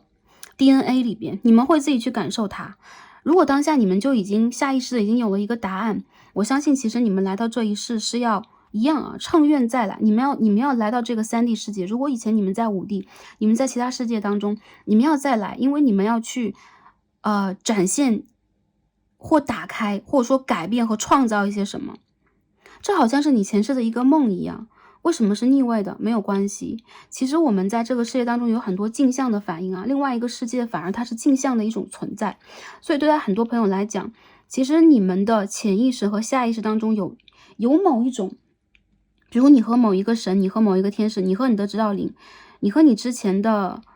灵魂家族的人一起去聚会呀、会议呀、面谈呐、通话等等这样的一个场景，在你的梦境当中，那个位置、那个地点其实是跟神迹有关的，甚至是不在我们这个地球上存在的。但是其实你的感应非常强烈，还有就是你的记忆当中有这样的一个信号，对。这个信号啊，之所以在这一世被抹去，没有办法，因为我们在这一世里边的这个任何一种体验，都要在一种，对，就是被 reset 这样的一个先决条件之下，我们才能够有这样的一个通行证啊，所以没有办法。但很多朋友我看到，其实你跟满月有非常强烈的连接，你有可能跟埃及或者跟某一位天使连接是非常强的。所以当你去了那个环境能量场，或者说你在某一个满月阶段，月时间的做到一些梦境，其实是跟那一世有非常强烈连接的。那一世是什么也并不重要，因为那是我们很多信息记录当中的一个画面，但是那是你的一个契约和承诺，你有可能和神相互承诺过，你有可能在那个地方曾经去许下一种发愿，你曾经会有发愿，你曾经许愿，或者说你曾经诺言过啊誓言过，这个都有可能。但是我觉得大家不要紧张，对于你们来讲那是另外一世的事情，而你们在这一世应该如何体验和突破，这是你们当下的事情。所以一些朋友我看到这边第3张牌出现的是 The Queen of Roses， 权杖的皇后啊，不管男生女生阴性阳性的能量，你们在这一世当中有非常强烈的一种艺术家、冒险家，一个浪漫气质，而且你们其实是非常发光和闪光的人。我看到其实你们也是一个很奇幻、很浪漫主义者，然后你们有可能是诗人，你们有可能是就是在人生当中不断去体验和冒险，非常独具一格的人。你们有一种强烈的热爱的一种就是说愿望，或者说热爱的一种能力。我看到其实对于你们来讲一些事情对于你们来说并不难，比如说我去突破，或者说我去改变我生活当中的一些什么。然后你们其实是一个远行家，比如说你们有可能会在不同的时间，在不同的一个地方喜爱去旅行，或者说你们迁居过，你们移民过等等，这个都算。还有一些朋友我觉得你们其实是有一片自己的事业和自己的想法的，所以不拘一格和通过你们的方式去展现你们自己，显化你们自己。其实你们在生命当中都是那种 superstar 就是你们在任何人的眼中都是一颗极其闪亮的独特的星星，而且很有魅力。包括你们的外在，你们的内在其实有一种很强烈的吸引力，让很多人都会有一种，首先是神秘感，还有就是想要去一探究竟的感觉。再者就是这种吸引力也包括爱和美，还有就是一种无条件的给予甚至是一种欣赏等等。你的灵魂经历的是什么样的蜕变啊？这三张牌当中，我们再连接一下。我看到很多朋友，你们的蜕变就是找到自己了。有可能一些朋友，你们就是感受到我的存在是什么。有一些朋友，你们有可能是这种，曾经在古代埃及，然后跟你们曾经是神，比如说你们曾经，存在在其他的维度，然后有帮助过地球，或者说有帮助过其他的维度的存在，或者说生存的能量、灵魂，然后去做他们的突破，所以你们会有一种天然的创造能力。有一些朋友，我觉得你们的灵魂有可能在之前的一个阶段就突然找到了你的一个定位和你的一个方法，所以你突破了一些周围人的眼光，或者说你自己之前给自己一些定向的结论，然后在这些突破当中，你在不断去得到不同的讯息、不同的体悟，你也勇敢的能够去说出你在做什么，你想要什么，很清晰，也不再迷茫的。这是我看到你们身上极有魅力的一个点，好吧？那下面我们一起来洗牌看一下，我们在未来一个阶段应该做一个怎么样的自我突破？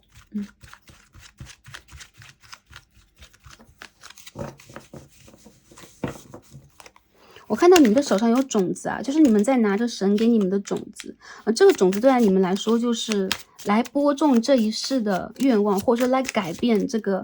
三维的世界的某一部分。Oh my god， 这边我们抽到牌什么 ？Lovers，这边有大天使的能量，当中应该是国王和皇后啊 ，Emperor and Empress。这张牌的恋人牌跟普通恋人牌还不同啊，感觉是一个仪式来的，结婚仪式或者说契约连结仪式，它不是亚当和夏娃的能量。这边第二张牌也很明显啊 ，Ace of Wands， 这两张牌是一样 ，Ace of Roses， 两张牌都出现了权杖的1号能量。我们继续看一下，你们未来一个阶段如何自我突破呢？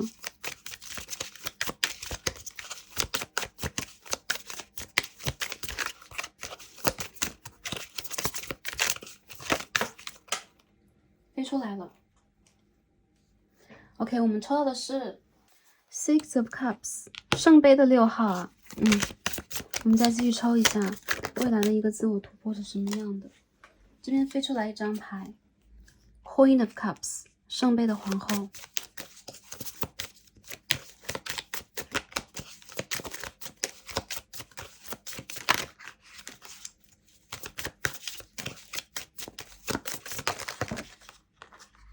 Six of Wands， 第二副牌的朋友，你们的能量很强啊。首先我们可以看到，全部都是正向能量的卡牌。然后我觉得你们其实是跟神和宇宙连接很近的人呢。有可能一些朋友，你们本身就是，就类似于之前有可能做过神职工作者，或者说你们其实是，散播一些高频率能量很强烈的一员啊，就是重要的一份子。有很多朋友，其实你们是。在这一世当中，你有可以帮助你的重要的另外一半，他有可能是你的正缘啊，比如说你的家人呢，就比如说你的配偶啊，有可能他是你的灵魂伴侣。少数朋友，极少数是 Twin Flame， 我觉得 Twin Flame 在这个牌里边不是很明显，有可能你有，但是我指的这个能够去助力和帮助到你，以及跟你一起去实现你使命的人，是神给你的某一个配偶。有可能他并不是过来帮助你去修养和磨练你的灵性的人，或者是灵魂啊。我看到你在未来的一个阶段，就是会有很强烈的一种，还是一样，你将会将你的这个誓约契约誓言拿出来，你将会有一个全新的动向。这个动向有可能是外界给你的机会，有可能是你在自己争取的。我看到你会将你儿时或者说你一直热爱的东西拿出来，展现给世人，而且这好像是一个艺术作品一样。我们可以看到这边的这个Queen of Roses， 权杖皇后手上有一团玫瑰花，是吧？有一朵花朵。然后我们这边的这个 Six of Cups 手上有一颗红苹果。其实红苹果有很多意涵呐，它很像是我们在伊甸园当中吃的这个苹果吗？它有可能是禁果，但同时它有可能是我们去真正成熟我们之间的某一个果实，或者说它是我们的一个作品等等。我看到你们内心深处有一种真实的爱，而且你们会重新去感受和展现出你们的所在是什么样，就是我是一个什么样的存在。这一次你将不会用一种爆破的方法去展现、去感受、去吸引你将会用一种非常柔和的方式啊。然后很应用自如的将你的能量拿出来。很多的朋友，我觉得你们如果当下在做一些事情的话，这就寓意着你将会非常顺遂的用你的能量将这件事情展现出来，不管是事业上的、学业上的还是情感上的，都会有一种成熟的满足。而且这一次也是一样，你的方式将不是那种比如说蕴含着一些怒火，蕴含着一些爆破力，蕴含着一种我在不断的去求真知，而世人不理解我，或者说这个人不理解我，或者说去跟我合作的人不理解我等等的这个状态。我相信你将在接纳和被接纳这个过程里边去发现，你依旧是那个非常闪光的人，你从来都没有去被埋没过，或者说被忽视过，宇宙也没有忽视过你，因为 Six of Wands 代表的是这次成功。大家都在用这个比如说崇敬的、爱的然后就在看着英雄的眼神，看着一个超级英雄的眼神来看着这一位，这其实是一种在闪光灯下面的成功感。我看到有很多人，如果你们是做不管是创业艺术创作呀，还是你们在做一些自己独到的事情，还是你有可能在连接你的正缘的一条路上，你有可能再去创造属于你的一个家庭，你的一种体系，你的一种方式。很多朋友你们有自己的这个契约和誓言，代表了你有一个自己的任务和使命，你再去突破它。很多人你们有一种天赋，你们再去将它展现出来，用 3D 世界的方式来展现出来，各种各样都有。但是在这一组里边，无疑我会看到你们的突破其实是在学会了如何运用这种能量之后，也正视了自己的能量之后，将它拿出来，将它用爱的方式展现出来，这样的一种表达。所以我觉得其实第二副牌的朋友如何自我突破，你们其实已经做完自我突破了，要告诉大家，而且你们好像也已经找到了你们在做什么，你们在什么样的一条路上。如果一些朋友还说我现在没有或者说我隐隐约约的感受到一些，然后我还并不是十分的清楚和清晰，我觉得你们之前尝试过什么吗？你们曾经在幼时或者说之前的一个阶段曾经非常激烈的想要去证明一些什么吗？这其实全部都是一个象，这代表了你在不断的去所求的，去不断的表达的、证明的，这全部都是你拥有的这个契约。很多人我觉得因为你们走在这条路上，所以说它会不容易，它也会出现一些就是让你有可能矛盾的或者说艰辛的一些抉择，但是也有可能会在某一个阶段非常卡你，让你非常心急。但是呢，其实第二副牌的朋友，我看到这边还是一张 Two of Wands 权杖2号的正位。你们在这一次有可能会选择爱，而不是二元对立。你们在这一次有可能会用更加柔和的一种方式去表达出你们的一种知见，而这会震撼到许许多多的人。我觉得对于你们来说，其实你们在取得成就的路上，所以很多人我觉得你们是成功组的，事业上的、情感上的，或是自我展示的一种成功。我觉得你们在这一次也不会去吝惜你们去得到的那些能力了，或者说能量了，你们会完全的去展现出一个热烈的自己，哪怕你们会跟之前有可能完全不同，或者说你会改变你的一些方向和方法。这种自我突破让我感觉到不要怕一些损失不要怕一些失去或者说我已经准备大刀阔斧的去做这样的一个事业了，这条路上会不会是踽踽独行的，或者说依旧是我一个人，或者说我在等待忍耐让自己去看到的机会，这个机会到底是不是可以成功的say what you want欲しいものを欲しいという我要这个东西我就大声说我要它。为什么？因为我觉得这并不是一种赤裸裸的那种欲望的展现，或者说我们就是在去诉求一些不属于我们的，或者说好像是在与天斗、与地斗、与人斗等等并不是。我觉得你们其实在这个过程里边再去用一种全新的方法去感受你的能量，因为你的能量很强，然后有可能在之前的一个阶段里边，如果它没有被爆发出来的话，你就会有很多不舒适的感觉，有可能是身体上经脉上的，有可能是情绪上的，有可能全部都是。但是其实在未来我看到2个月之后，就是4月到5月期间，然后如果是未来看这个牌的朋友，我觉得4月5月6月就是你爆发的时间点，你将会凑得很多好的人缘，你将会重新看到一些资源，你将会重新用其实是以往你的同样的方式再爆破一次，但是这一次你有可能变得更温柔了，你有可能更接纳周围了，你有可能更加去理解周围的人了。而这次你也会拥有很强烈的一个能量，是你将会捍卫你的成功，你将会展示你自己和证明你自己。很多朋友，我觉得对于大家来说啊，这个灵性的突破，虽然这条路并不是十分的容易，还有就是看起来其实是相当激烈的一种行为啊，很激烈的一些行动，激烈的语言，很多很多的讯息等等。但是这张猎人牌也代表了，其实这个 commitment 啊，这个约定，这个承诺，对你来讲，它永远都存在，而且正在被履行着。我看到，如果这个约定和承诺，它是一封情书，它是一个爱的话，有可能这也是你和这个灵魂之间很强烈的一种碰撞啊。有个别的朋友也会出现这个 twin flame 的一个状态，更多朋友正缘，或者说你前世的灵魂伴侣，他要来到你的世界当中，对你进行一种帮助和一种滋养。如果是看感情的话，在这个自我突破的过程当中，你就可以吸引到感情。所以感情这件事情，我觉得它只是一个这链条当中的一部分，甚至是比较早出现的。我看到其实我们在看这个题目啊，我们要看的是自我突破嘛。这个自我突破当中，有可能你突破了自我这件事情，比如说情感的连接的这件事情就会变得非常顺遂，而它只是一个基础，在未来你将会实现的是一个自我。有很多朋友，我觉得如果你们会说，其实我并不是这样的一个类型，那大家有可能一是可以参考其他组，还有就是你有可能正在去找回你这个契约，重新阅读它的路上，所以千万不要去忽视了你自己和宇宙的这一个连接，因为在你的阿卡西当中就有这样的强烈的一个记录和信号，有可能你生生世世都在去实现这一个过程，有可能你在不断去展现和去完成你自己的这个旅途和你的这个游记、你的课程，还有就是你再去 order 新的课程，你再去 order 新的挑战。那在这个挑战当中，我觉得你将会去冲破之前你的一些，其实你没有什么固定的思维模式，你没有什么固执，你只不过在冲破一些你之前的，比如说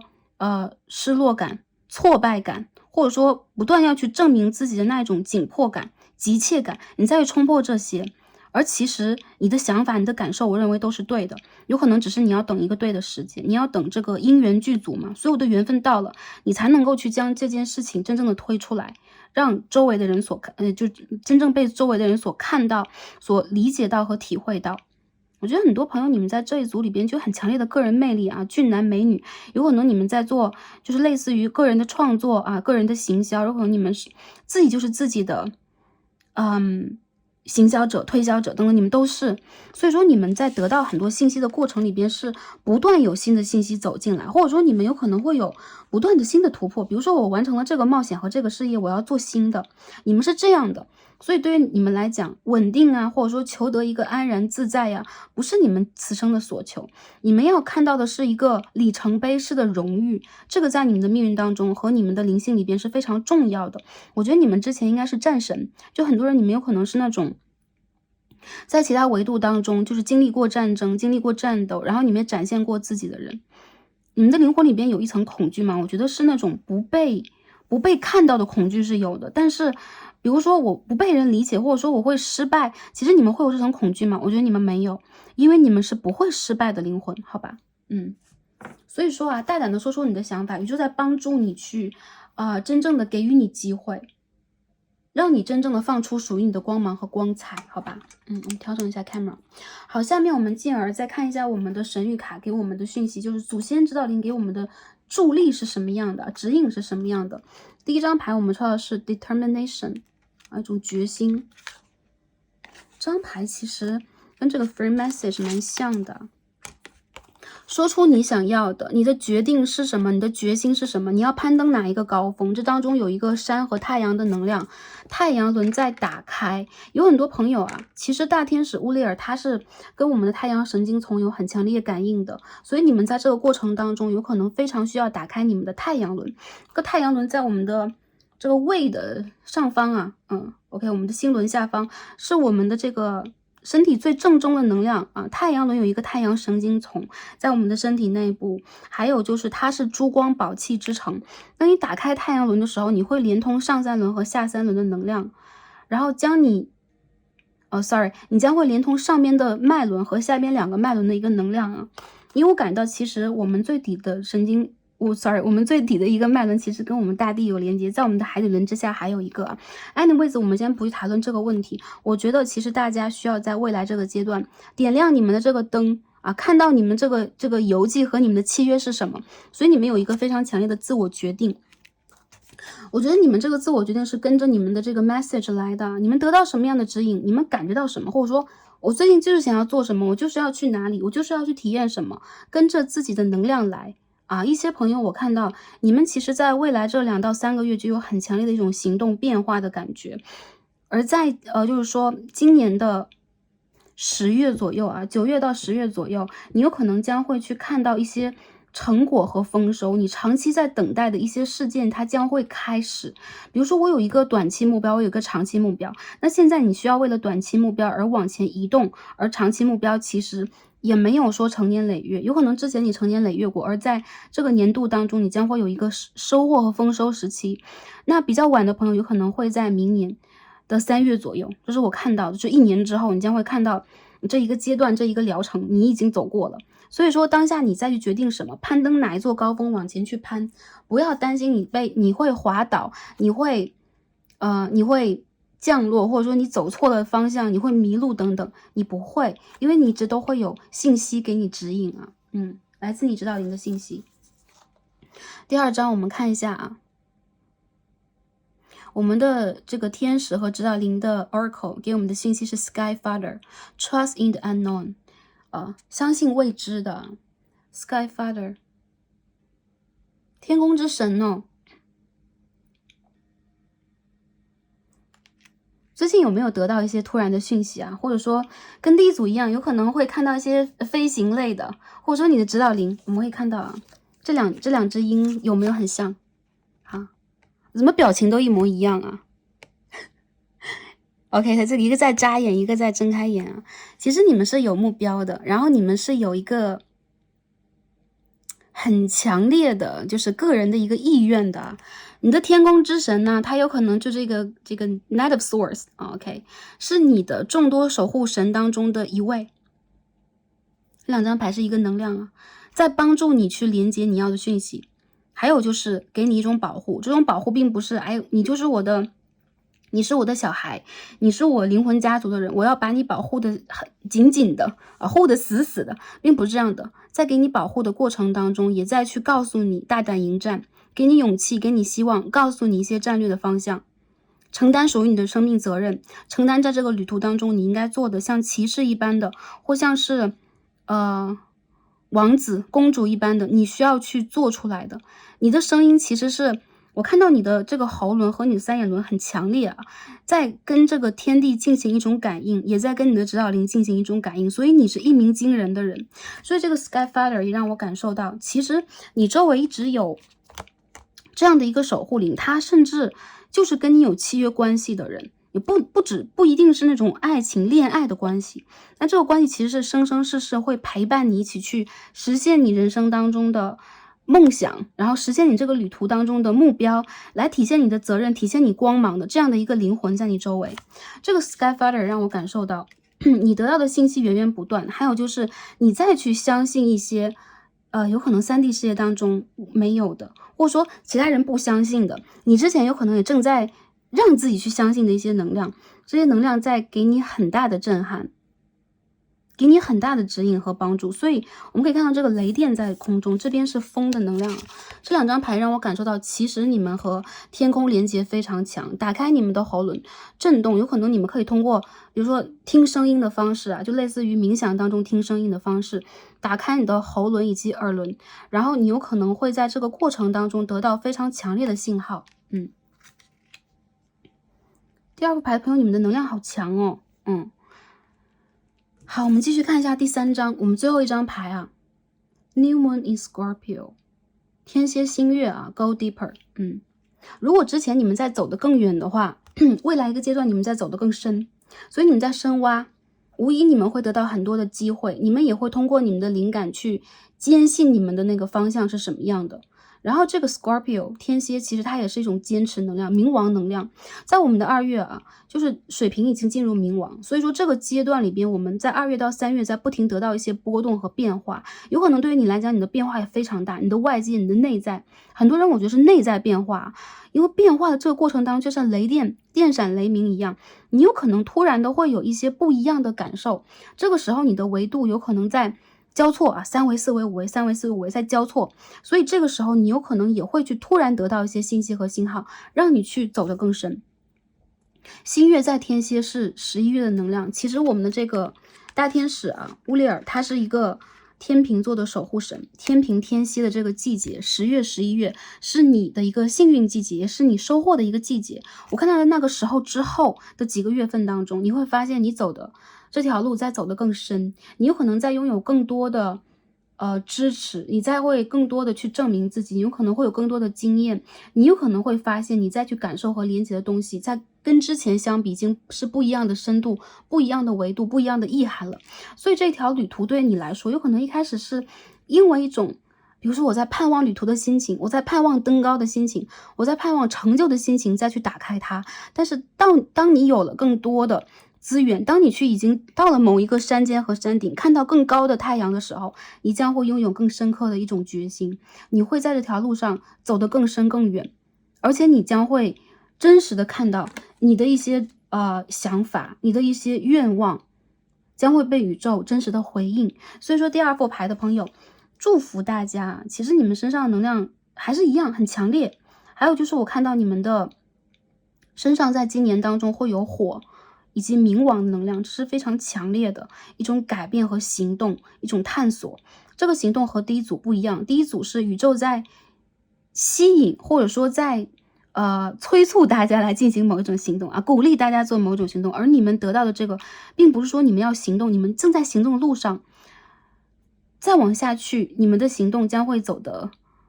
我觉得是更深，或者说你们将会得到更多的助缘。这个时候你会发现啊，这一切是对的啊，这一切是对的安排，或者说我在顺势而为，我会走的让自己更加的拥有能量和能力。我觉得你们内心当中的一些矛盾将会，或者说一些杂讯啊，周围人跟你的声音都不要去听了。当下我觉得你要去听你自己内心中的声音，然后不要再反复的去质疑自己，或者说去怀疑自己。我相信其实你们在得到一些声音和你们自己内在的一些肯定的时候，你将会发现其实你就是拥有很远的远方的人，所以说你注定有可能就要去承受这些，但是这并不是只是一种磨难，相反的是给你的一种更强烈的一种机会啊，让你在你的世界当中看到不一样的颜色和风景，好吧？OK， 那第2个牌朋友，我们所有的卡牌就读到这里了，希望可以通过这组牌给大家需要的讯息和能量，也希望大家在未来一个阶段，在3D 世界当中也是开心、平安和幸福的来打开我们的旅途。宇宙在这里保护和祝福大家，也给大家很多的讯息和讯号，然后希望也可以陪伴大家在未来的一个阶段打开大家的旅程。祝福大家一切都安好，也感恩跟大家今天的连结，让我们下一期再见吧，拜拜。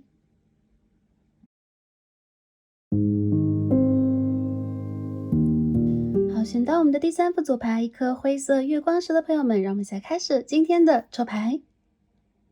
好，选到我们第3副组牌的朋友们，我们的卡牌都已经抽好了。那今天我们一起来看的主题呢是连结阿卡西，来看一下我的灵魂蜕变是什么样的，未来一个阶段如何自我突破，那祖先宇宙和指导灵给我们的指引和助力是什么样的。首先呢，我们会通过我们目前的这个神谕卡来帮大家分析一下我们的灵魂状态是什么样的。接着我们会帮大家通过塔罗牌分析一下我们的灵魂蜕变以及我们应该做什么样的自我突破，也要帮大家来看一下指导灵和祖先给我们的建议和助力是什么样的，希望可以帮助到前来第3组的朋友们。好，第3组的朋友，我们选到了灰色月光石，我们一起来看一下这张 Oracle， 我们的主牌首先给我们什么样的能量和讯息呢？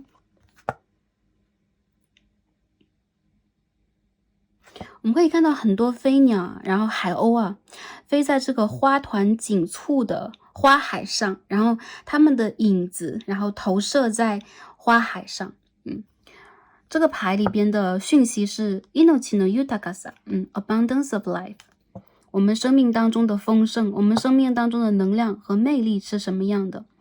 我们的生命啊，有可能会经历和飞越许多的海洋，有可能呢是深蓝色的海，有可能是这片太平洋，有可能这片大西洋等等都有可能。但是我们的生命是有很多不一样的经历、不一样的体会、不一样的魅力的。我们的所有经历啊，我们投射在这个海洋上的身影，就是我们这个丰盛的一种体验。所以很多朋友啊，你们看似身影有可能小小的，有可能你们飞过不一样的花丛、不一样的海啊。有可能这个海所视线的是花的这个色彩等等都有可能。每个朋友你们是不一样的，但是你们的命运、你们的生命带有不一样的丰盛感。我看到这个丰盛其实是你们的经历给予你们的，还有就是当下其实你们拥有很多不一样的机会。有可能在外界看来，或你自身看来，你当下好像在一个旅途当中，你在飞呀，你在去寻找啊，但这个旅程的经历，这个旅程当中给你的很多景色，也是你命运独有的一些丰盛，给予你的独有的一些色彩啊，风景啊，包括给予你很多不一样的感受和体会，这当中都是一种丰盛的意涵。有很多朋友啊，这张牌也代表了你们当下其实是在一种美好和丰盛的经历当中。这种经历有可能并不是每一刻每一时都是那么的美丽，都是完全可以让你感受到自信自在，或者说完全感受到那种丰盛感是什么样的。但是这些不同的色彩也正在告诉你们啊，有可能这种经历其他人不会有，其他人看不到，而你在这片花海之上，你可以去俯览俯览整个的这个大地给你折射出、给你投射出来的这个信号，它会给你很多与众不同的一种探索感。所以我觉得第三副组牌的朋友在当下这个节点当中，有可能你处在某一个花海上方，你有可能处在这个海洋上方，你有可能有你下一个目标点，你的家园、你的旅途。但是在当下这个过程里边，你也可以去体验生命给你是什么样的一种丰盛，你拥有 abundance 这个丰盛感其实是你可以去创造的，而且你有很多，比如说，取得财富、取得能量、取得生命的丰收这样的一种能力，这样的一种吸引力，而当下宇宙也正在帮助你，让你往你想要的方向去投射你的身影。很多朋友，我觉得你们现在在让自己飞得越来越高，你们其实有看不见的一些指导灵和一些就是陪伴你的能量。不管你现在是不是一个人在飞行，你并不是一个人的。紧接着我看到在不同的维度当中有不一样的你，来自于你的高我，来自于你其他维度当中的你就这一个你的一个存在，给你的很多很多的同步同频的能量。这个你有可能是你的前生前世我们说当下的你其实蕴含着你生生世世的讯息嘛，所以说你的每生每世都在给你很多同步的信息，让你去感受这当中的不同我们看到一样的风景，有可能就有完全不同的体会，有完全不同的感知，而你的感知是立体的，是重叠的，是多重的，还有就是能够给你丰盛感的。这是第一张牌，我们的指引牌看到的。我觉得很多朋友你们的生命有很多丰盛的或者说丰富的经验和体会，就是跟其他人不一样的一些经验会在你的身上出现。有可能你拥有过很多工作，你经历过很多人事物，你有可能也经历过不一样的旅途，但是这些也都集合成为了你生命的一种丰盛感好，我们下面看一下其他的这个指引牌。首先第一张是 medical stuff 一张 healing。我们看到这个列车或者说一个紧锁大门，它上面这两个符号是一个 healing， 一个比如说它是医药，它是一种治愈，它是一种用药，或它是我们灵性当中，因为这是一个蛇在一个权杖上嘛，它是一个天使的符号，代表了我们跟医药和我们跟灵性疗愈的一种连接。很多朋友，我觉得你们正在打开这个大门如果之前是闭锁的，你们现在正在这个大门之前，它有可能是一辆列车，你要踏上一个灵性之旅的旅途。还有很多朋友，你们有可能和用药，你们有可能和医药学，你们有可能和疗愈有着非常强烈的这种连接。但是首先你要疗愈的是内在的自己，有可能这个是关于你的内心小孩，有可能是你之前的一场旅途，还有就是你有可能当下正在去重新触碰trigger 这个大门的开关，再一次重新的让自己投入这个旅行。原因就在于你有更多要去学习的。这一次除了你以外，有可能你周围的能量也正在去需要你的指引、帮助和疗愈。有很多朋友，其实你们有这一层天赋，还有就是你们的这个旅途，有可能会意外的给你带来一些不一样的感受和感知，让你重新去感受你自己，理解你自己和确认你自己。所以当下无疑你在一个灵性之旅上，或者说你在这个灵性之旅的起头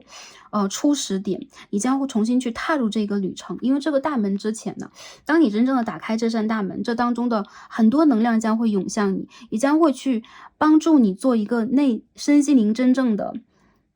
比如说是清理，比如说是改变。因为这是13号牌，我看到这是内在的，也关乎于你的一个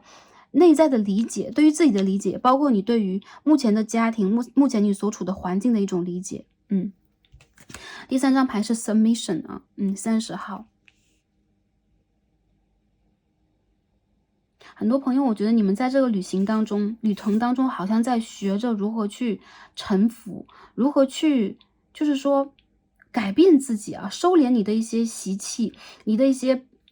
本身的性格，你的一些性格源头当中给你的一种冲突感，但是你的内在是不乐意的。我觉得你内在其实在拒绝当下旅途当中的一部分，或者说你的内在其实是不高兴去让自己做某一种改变，某一种服从的。其实你们是非常自在、狂野和拥有自己自由度的灵魂，而且你们的灵魂上有一朵莲花，其实你们有自己的一种觉察方式。但是当下这个过程，有可能你们再去拒绝某一种接收，拒绝某一种共频，你们有可能不喜欢你现在所处的某一种环境，你需要让自己去不得不改变自己，但这并不是你。所以很多朋友，我觉得在当下这个旅途当中，你们非常需要一种内在的调节，这就是这样 healing 的牌给我们的能量。很多人其实我感觉到你们在之前有可能就是不情愿在做一些改变，或者说你好像当下也在让自己去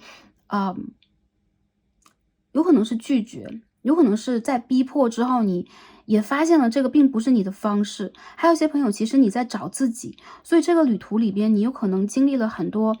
不为人知的这个酸甜苦辣，内心当中的很多起起伏伏，你的命运当中起承转合的一些单元一些章节，但是无疑都在给你一个信息和信号，就是不要去拒绝它，相反你有可能要用一种新的方式来接受，来去呈现你自己。这个时候你才能够真正达到一种 surrender 的状态。这个 surrender 所谓的臣服，并不能说是因为这当中有一个臣字这个臣好像是我们是附属品，我们好像不是主，我们是这个在旁边的这样的一种必须让自己去贴合，必须让自己去接到这个命令，然后让自己去按捺住我们自己本身的一些习性，本身的一些欲望，本身的一些想法。这2个字在汉字当中是臣服，但是在其他的语言当中，这个 surrender 其实是一种放手。所以我感觉到其实这2个词应该融合一下，就是放手臣服放手让自己真正的把自己放在一个第2、第3的这样的一个顺位，不把我们自己放在第一位置。因为第一位置是宇宙，第一位置是我们那个高我，是我们那个自信，那个东西其实是我们不用去把握，不用去控制，也不用去跟它争一个谁输谁赢，谁是主谁是臣谁是君谁是臣。然后我觉得其实在这个过程里边，你们也在让自己去学会有可能放下一种绝对的自我的感受，而去疗愈我们自己那个真实的内心小孩，找到我们的那个本身的自信，我们的本性。其实你的本性是我觉得你是很自由的，然后你的这种狂野和狂放其实并不是那种我没有秩序，我要去超越一切，而是你的生命要有一种绝对的自由感。你是在往前顺着那个风在滑翔的海鸥，或者说是雄鹰都可以，然后你是在大地上自由自在去追逐蝴蝶的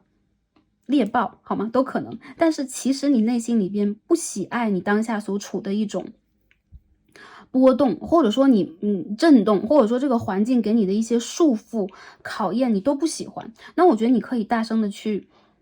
say no， 你也可以去接受它，但是你不能去一味的逃避，或者说一味的去反抗，这样的话会让你的身心灵受到一种被挤压的感觉，好吧？然后我们看一下这边我们抽到的这个塔罗牌啊，这套牌有阿卡西的能量在里边，我们一起来分析一下你们的灵魂当下处在的是什么样一种蜕变当中。我们刚刚解释了一下你们内在的一些感受，如果这个感受是你拥有的，是你感受到的，那这个牌的能量就是大家的。如果不是的话，或者说大家会觉得我有点听不懂，那大家可以选择另外的一组啊。好，这幅我们首先看到是 Five of Swords 啊，然后我们可以看到一个圣人啊，就是我们的灵魂导师，我们在10位左右的灵魂导师给我们的一些启迪，给我们在传递能量，给我们在通过共频的方式传递很多震动啊，我们再去学习。然后我们也可以看到第二张牌，一张报道牌 ，A Sun， 就是一张我到了我在这里这样的一张牌。很明显的我感觉到啊，你们的灵魂经历过什么样的蜕变，你们曾经有过很多选择，有过内在矛盾，你们学习过很多，然后你们是一个信息的收集者，你们是一个观察者，你们也是一个学习者，但是有可能你们的手上有很多理性的东西，比如说我有很多纸上谈兵的东西，你需要让自己去真正的放开，体验 3D 世界给你的一些真实体验。这个时候你去接收到的很多灵性的信息，一些理论的体系才能够得到一种真正的证实。所以我觉得其实你们在之前有可能会通过某种方法去学习和疗愈自己，但是这些有可能是不足够。这个 diversity 也代表了一种多样性，有可能你们处在不同的领域啊，你们有可能学习了很多不一样的这种门类，不一样的学科，不一样的科学，但是在你的内心当中，你有可能会有一种深刻的孤独感和想要去体验的感觉。你有一个很强大的灵魂导师，不同的宗教朋友有不同的灵魂导师，但是他们其实是在极高的维度啊，7维度以上，给你们很多很多共频的，所以你们有可能在宗教和灵性的体会里边，你们拥有自己的一片天空，你们拥有自己的一片方法方式，但无疑其实你们在接收到的很多直觉上的信号，很多你们理想、思想、感知当中这种立体的信号，都在告诉你，你需要拥有实践的方式走入人群，你需要用接纳的方式来去学习它。所以我看到很多朋友，其实你们在通过一些实践之后，通过一些理论的这种搜集之后，你们发现了原来你们需要让自己去深入人群，你们需要用不同的方式去连接。所以我看到很多朋友有2种形式啊，第一种形式就是你曾经是一个自由的独自学习的灵魂，通过你跟导师的连接，你需要让自己在 3D 世界当中去接受人事物，去学习到更多，所以你重新报到了，这是你灵魂的第一层蜕变。那还有一种方式就是你之前有可能一直在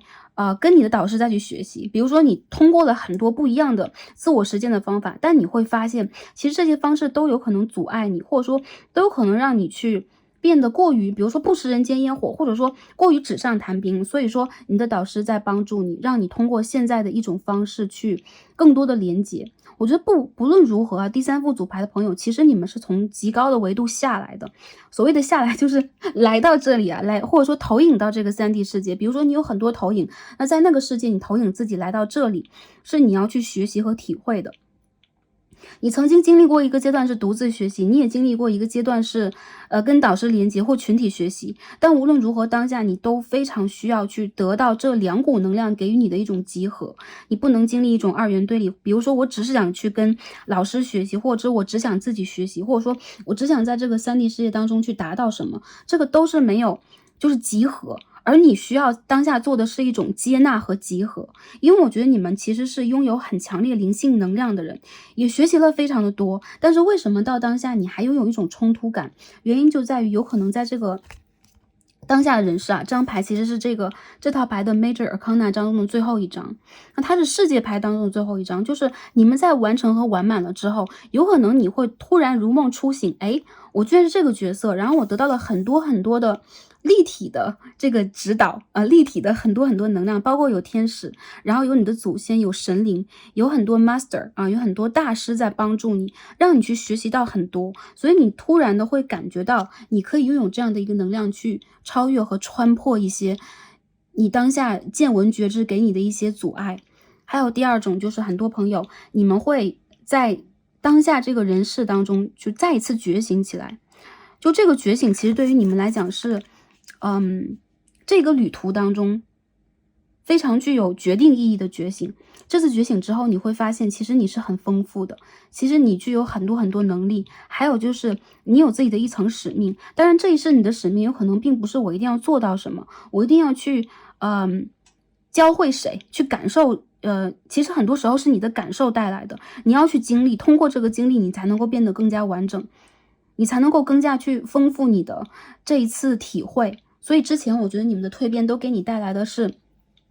一种把所有的信息，把所有的能量，把所有的感受集结在一起，去释放它这样的一股能量。然后我看到有很多朋友，你们在这个旅途当中所去体会到的，会让你的灵魂就不只是在蜕变，其实这个说是一次蜕变嘛，我觉得它是一次醒来，就是你会在比如说你有梦中梦啊，比如说我们在3D 世界当中，第一次觉醒是我知道我是谁，我有了灵性。第二次觉醒有可能你感受到了你的导师，或者说感受到了你的存在是什么。那我觉得当下你的这一次蜕变和觉醒，就是你会发现其实你在经历的很多都是你要去学习和体会的一部分，而当下你发现了这一部分之后，才会真正的去接纳当下你的所在，是这样的一个状态。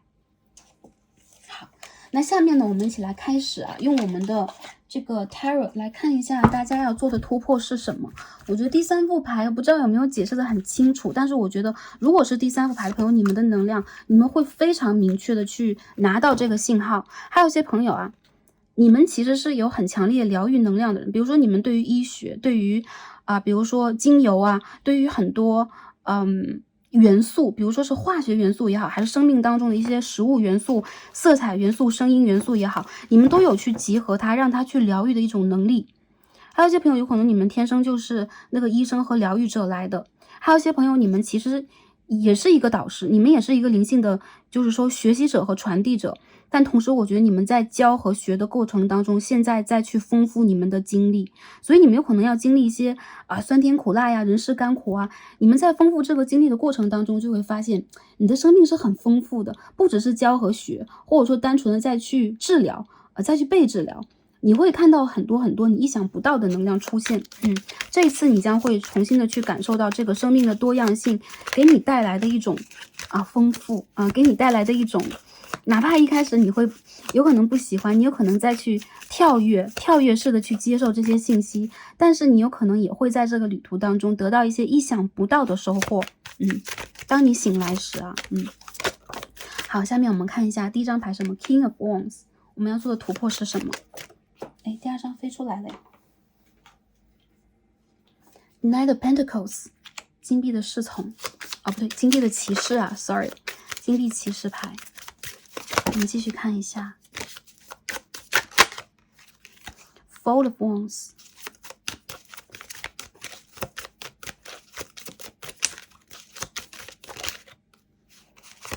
Death， 死神牌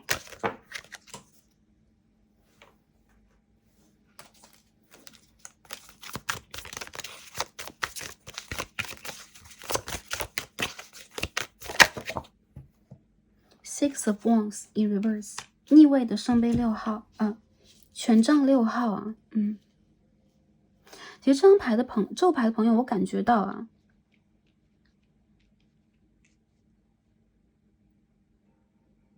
你们的突破是要让自己从一个王位上重新下来。比如说你之前，比如说我说我不是王有可能你会说我不是王我也没有什么。你要让自己从之前的一个固定的模式，比如说我就是谁，我要在一个什么样的道路上，你要让自己从那个地方下来。原因就是这些有可能会迷惑你。如果那之前是那种比如说我要拥有什么地位，然后我要让自己走到哪里，或者说甚至我在灵性上，我在一个什么境界里边，其实是很让我着迷的。我要在那个境界，比如说冥想的境界，比如说其他维度的境界里边，你都要让自己走下来。因为其实你拥有比这多得多的能量需要去发挥和体验。我看到你们将会从一次夏天走到秋天，比如说一次成熟，一次开放，一次开花，走向一种萧瑟。但这种萧瑟其实是你们要去自主做的突破，你们要自己从这个地方走出来。比如说，我拥有一个很不错的事业，不是让大家去放弃这个事业和得财的道路啊，而是不沉迷于它。不沉迷于它，你会发现你将会变得重新是谦虚的，你将会重新的让自己从那种，比如说我沉迷于某一些事情又怕失去它，或者说它是一个感情也都算啊。我希望自己能够从这种伤痕当中突破，但是我又突破无门。你需要让自己从某一种坚持当中渐渐的走下来。当你走下来，你会发现那些你经常会去比如说批判的、斥责的，或者说经常你不想要去让自己去面对的一些情境。不喜欢自己的某一部分，这个都算啊，自己去伤害自己的某一部分，它会渐渐的脱落。这个脱落就好像是你是一株花，然后这个花朵在秋天渐渐的这个花瓣枯萎了，它从它的这个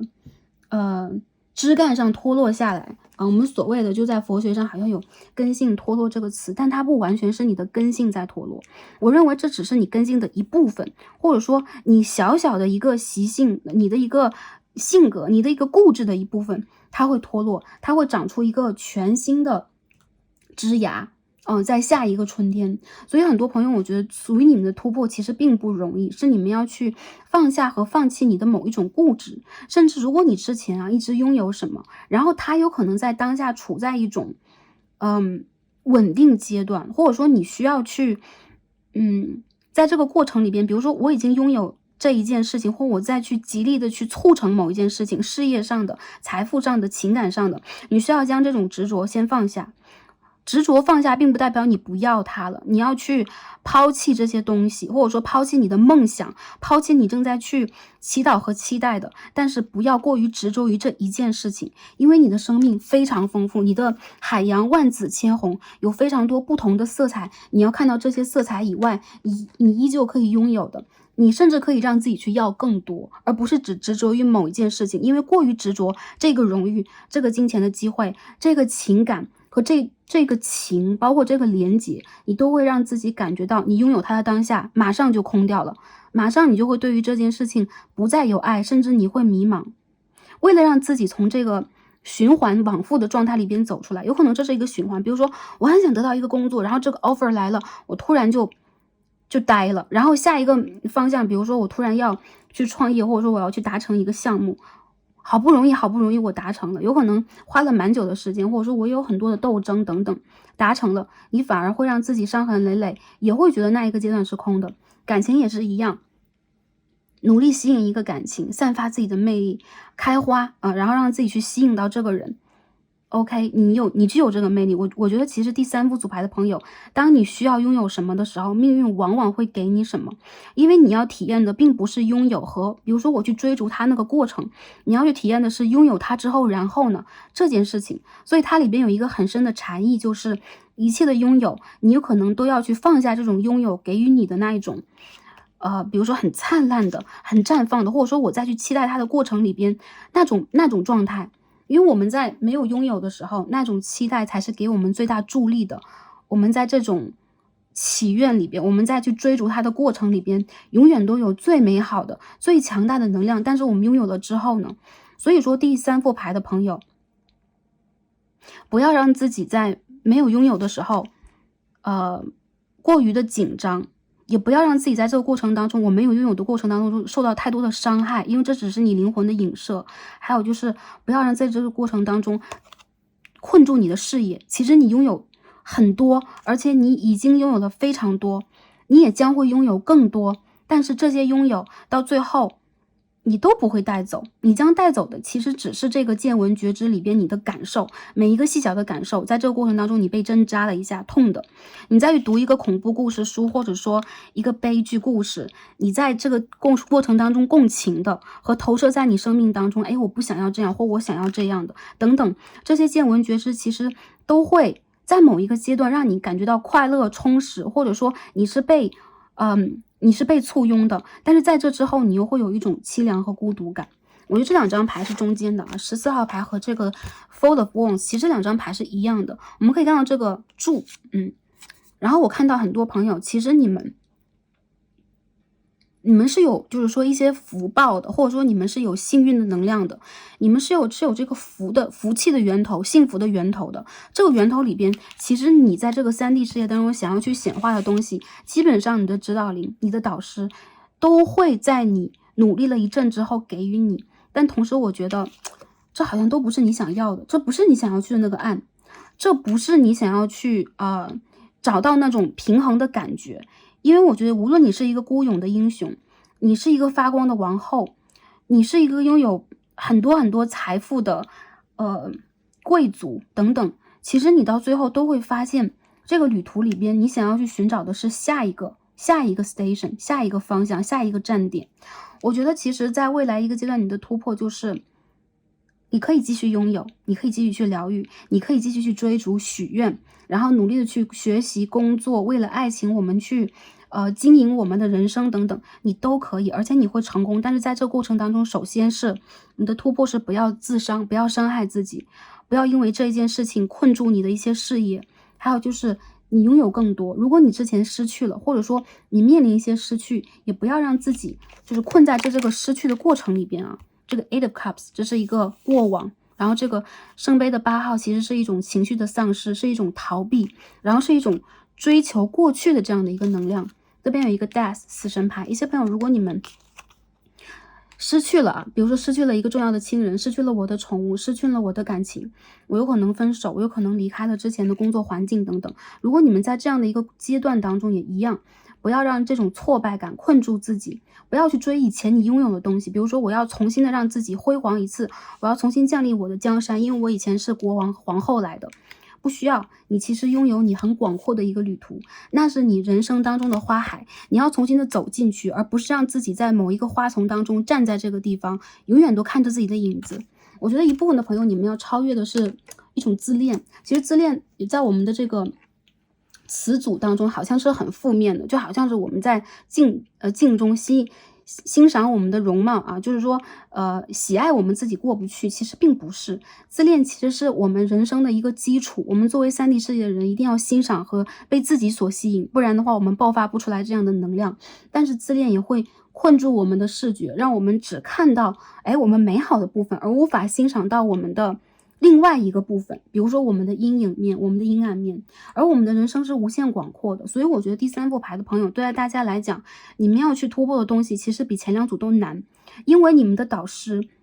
他在更高的维度，甚至是他是10维度以上的，你曾经来自于那里，那为什么你要在3D 世界当中被投射出这样的一个现世？你要在这个地方轮回，并不是你在受到什么样的惩罚。一部分朋友其实你在惩罚自己，比如说我在这个地方就是来来回回啊，一轮一轮的，然后有可能之前你经历过一些，或者说你前世经历过一些让你没有出来，有可能你是想学习，但是你在这个3D 世界当中经历过2次轮回，来了之后你就被这里困住了。因为其实3D 世界当中有很多非常美好的其他维度没有的东西，就是我们一种丰富的体验。比如说我们可以触到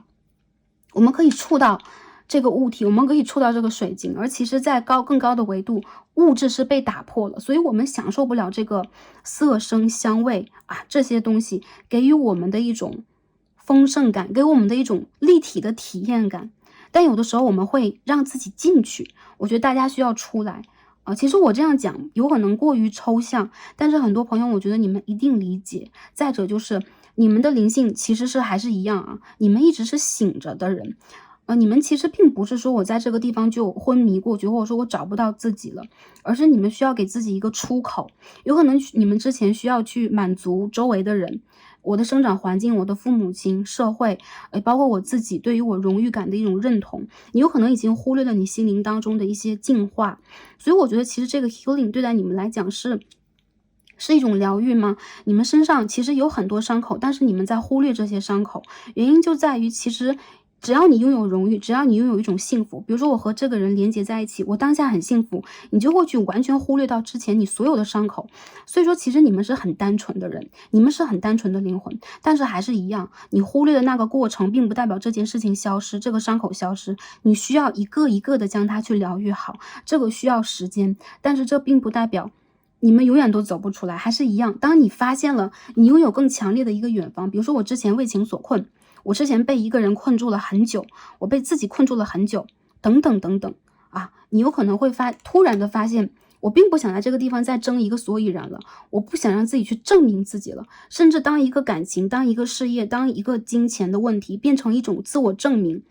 变成一种固执的时候，你将从这个地方完全走出来。这个时候你就不再是困兽了，你将会让自己拥有整片森林，你将会让自己的莲花开放，也就是说你的灵性将会觉醒，你将会让自己去踏上一个未知的但十分美丽的旅途。这个时候你将会赤着脚啊，你将不会让自己戴着皇冠呐，然后你将不会让自己去满镶金银首饰啊等等，你将会让自己重新的回归到一种初心，这个才是真实的你啊。我们可以看到这个女生手上有一个水晶球，然后她这个权杖2号就很像是一个大门啊，他要去往这个旅程当中迈。其实权杖2号代表一种展望，它也代表了一种视线的扩展。你将会让自己是全视的，这一次你不会让自己只看到你，就是说我们的眼睛就长在我们这个头，如果是一个圆形啊，我们的眼睛就长在这个我们20%到30%的就是这个角度，所以说我们看到的永远都是这个方向。其实这一次你将会打开你的视角，看到更多，你将会发现那些你看不到感受不到的这些东西，不只是你看到的，也是你的导师给予你的，你在这一世要去体会的。所以这个突破，我看到很多朋友你们在怎么做，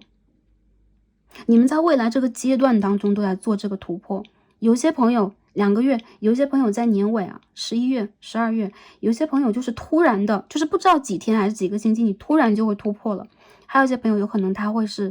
1年的一个旅途。我觉得大家有可能在当下，你们在这个旅途不一样的位置，所以这个牌里边所实现的东西，所展现的东西不一样。但是无疑我看到，其实你们会有内心当中的一层恐惧，你们好像在责备自己，你们好像在不断的告诉自己，你要去背负更多，或者说你想的不对，你做的不对，或者说你过于物质了，或者说你过于不现实了等等，你都会用各种各样的方法来去否定自己。我觉得你们其实在被挤压，或者说你们在一种竞争的环境里边，好像就是在让自己去不断的奋进，或者说我不断的让自己去更执着，我要去走到一个地点，我要看到更远。但其实我觉得你们在保持的是一种3D 环境当中的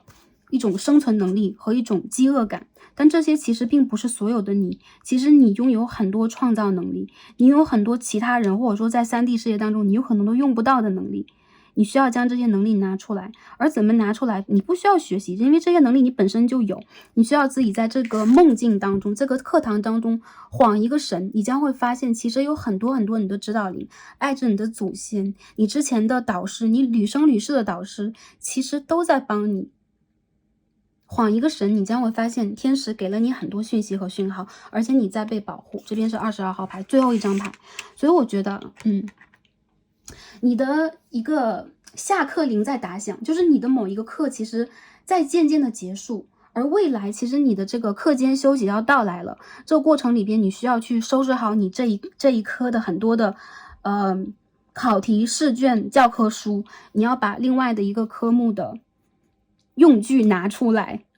或者说你要去 ready， 你要去准备好。因为我感受到其实你要去往前走了，你这个课其实早都已经学完了。不要让自己继续困在当下，或者说我只是在做这件事情，我毕生都要做这件事情。其实你们有你们的固定的这个人生的比如说使命嘛，我觉得你们这一次使命是要去给周围的人展现一下你用什么样的方式来突破自己。你有可能也是一个很好的导师，但是这一次我觉得你要去丰富你的旅途，你不能只用之前的一个方法，哪怕你之前已经觉醒了，得到了，你已经就是成就了，但是你这一次再来，你要用一个新的方式去成就，不要用以前的方式，因为你不希望自己重复之前的旅程。这一次你要从一个循环当中走出去，而且是一个大循环。所以说我觉得这个课听起来好像就这个突破怎么这么难，或者说怎么有这么多的事情等等啊。很多朋友会说我简单的只是想去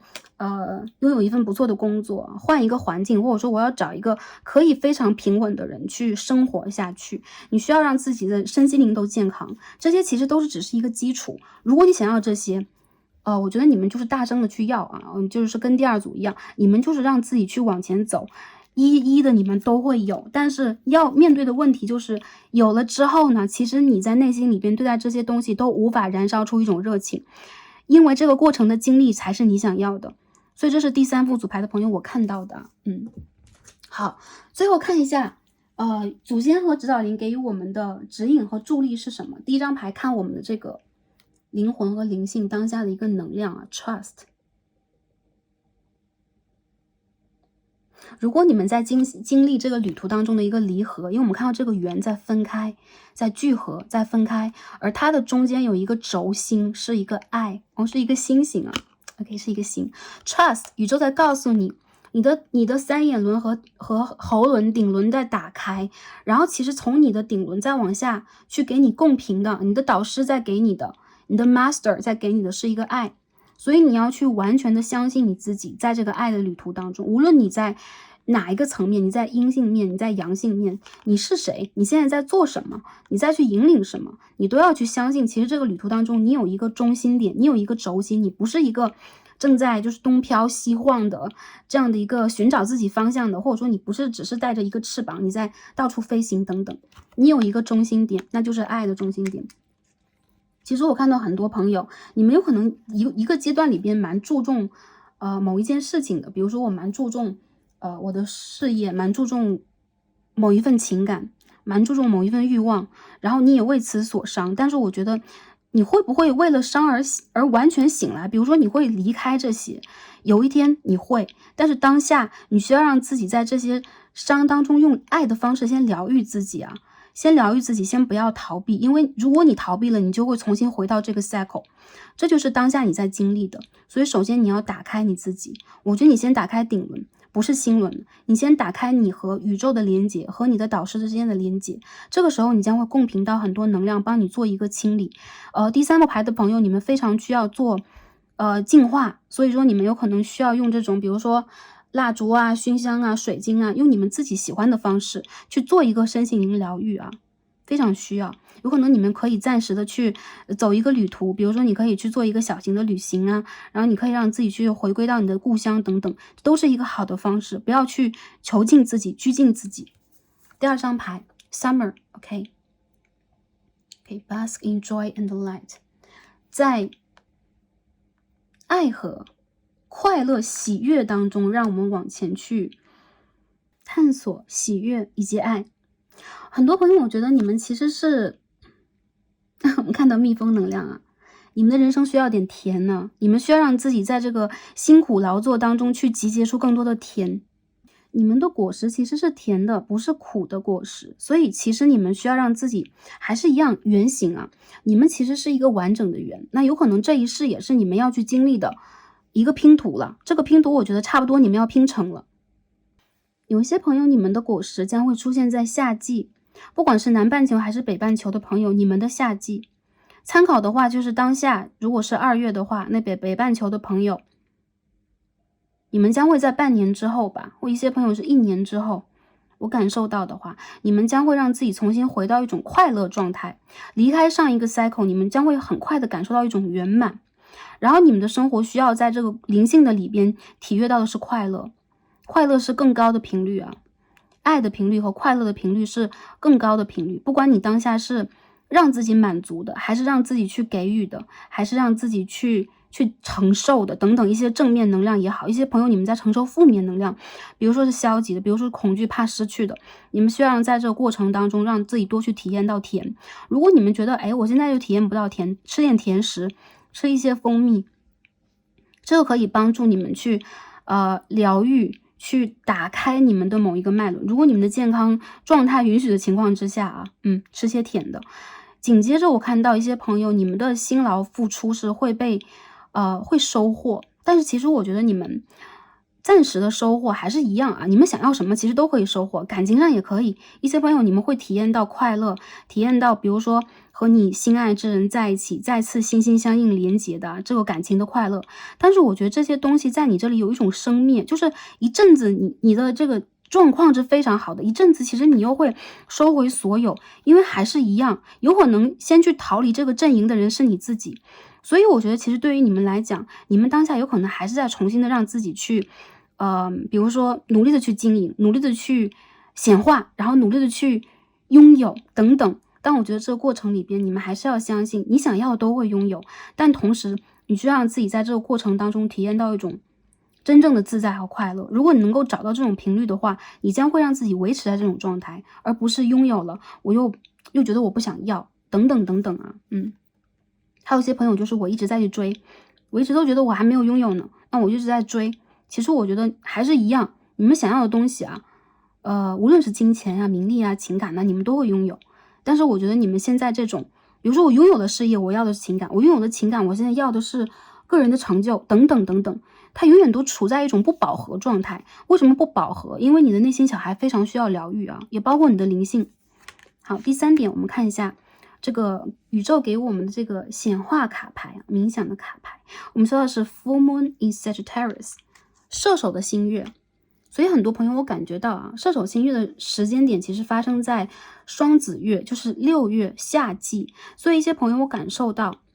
你们将会有一个see the bigger picture， 你们将会看到这个宇宙的全景图。这个全景图是你的世界的，从你的视角，从你的这个灵性当中，我们看到这3个都是圆形啊，很明显的就是你将会收获到一种丰盛，你将会看到你之前所经历的一些东西拼凑起来，成为了一个完整的拼图。你再去找它，所以之前你那种就是有一点点，比如说，我怅然若失的，我缺什么，我在找，那种感觉你将会补充起来。当你看到一个全景图，你将会往前去走，因为射手座我们可以看到一个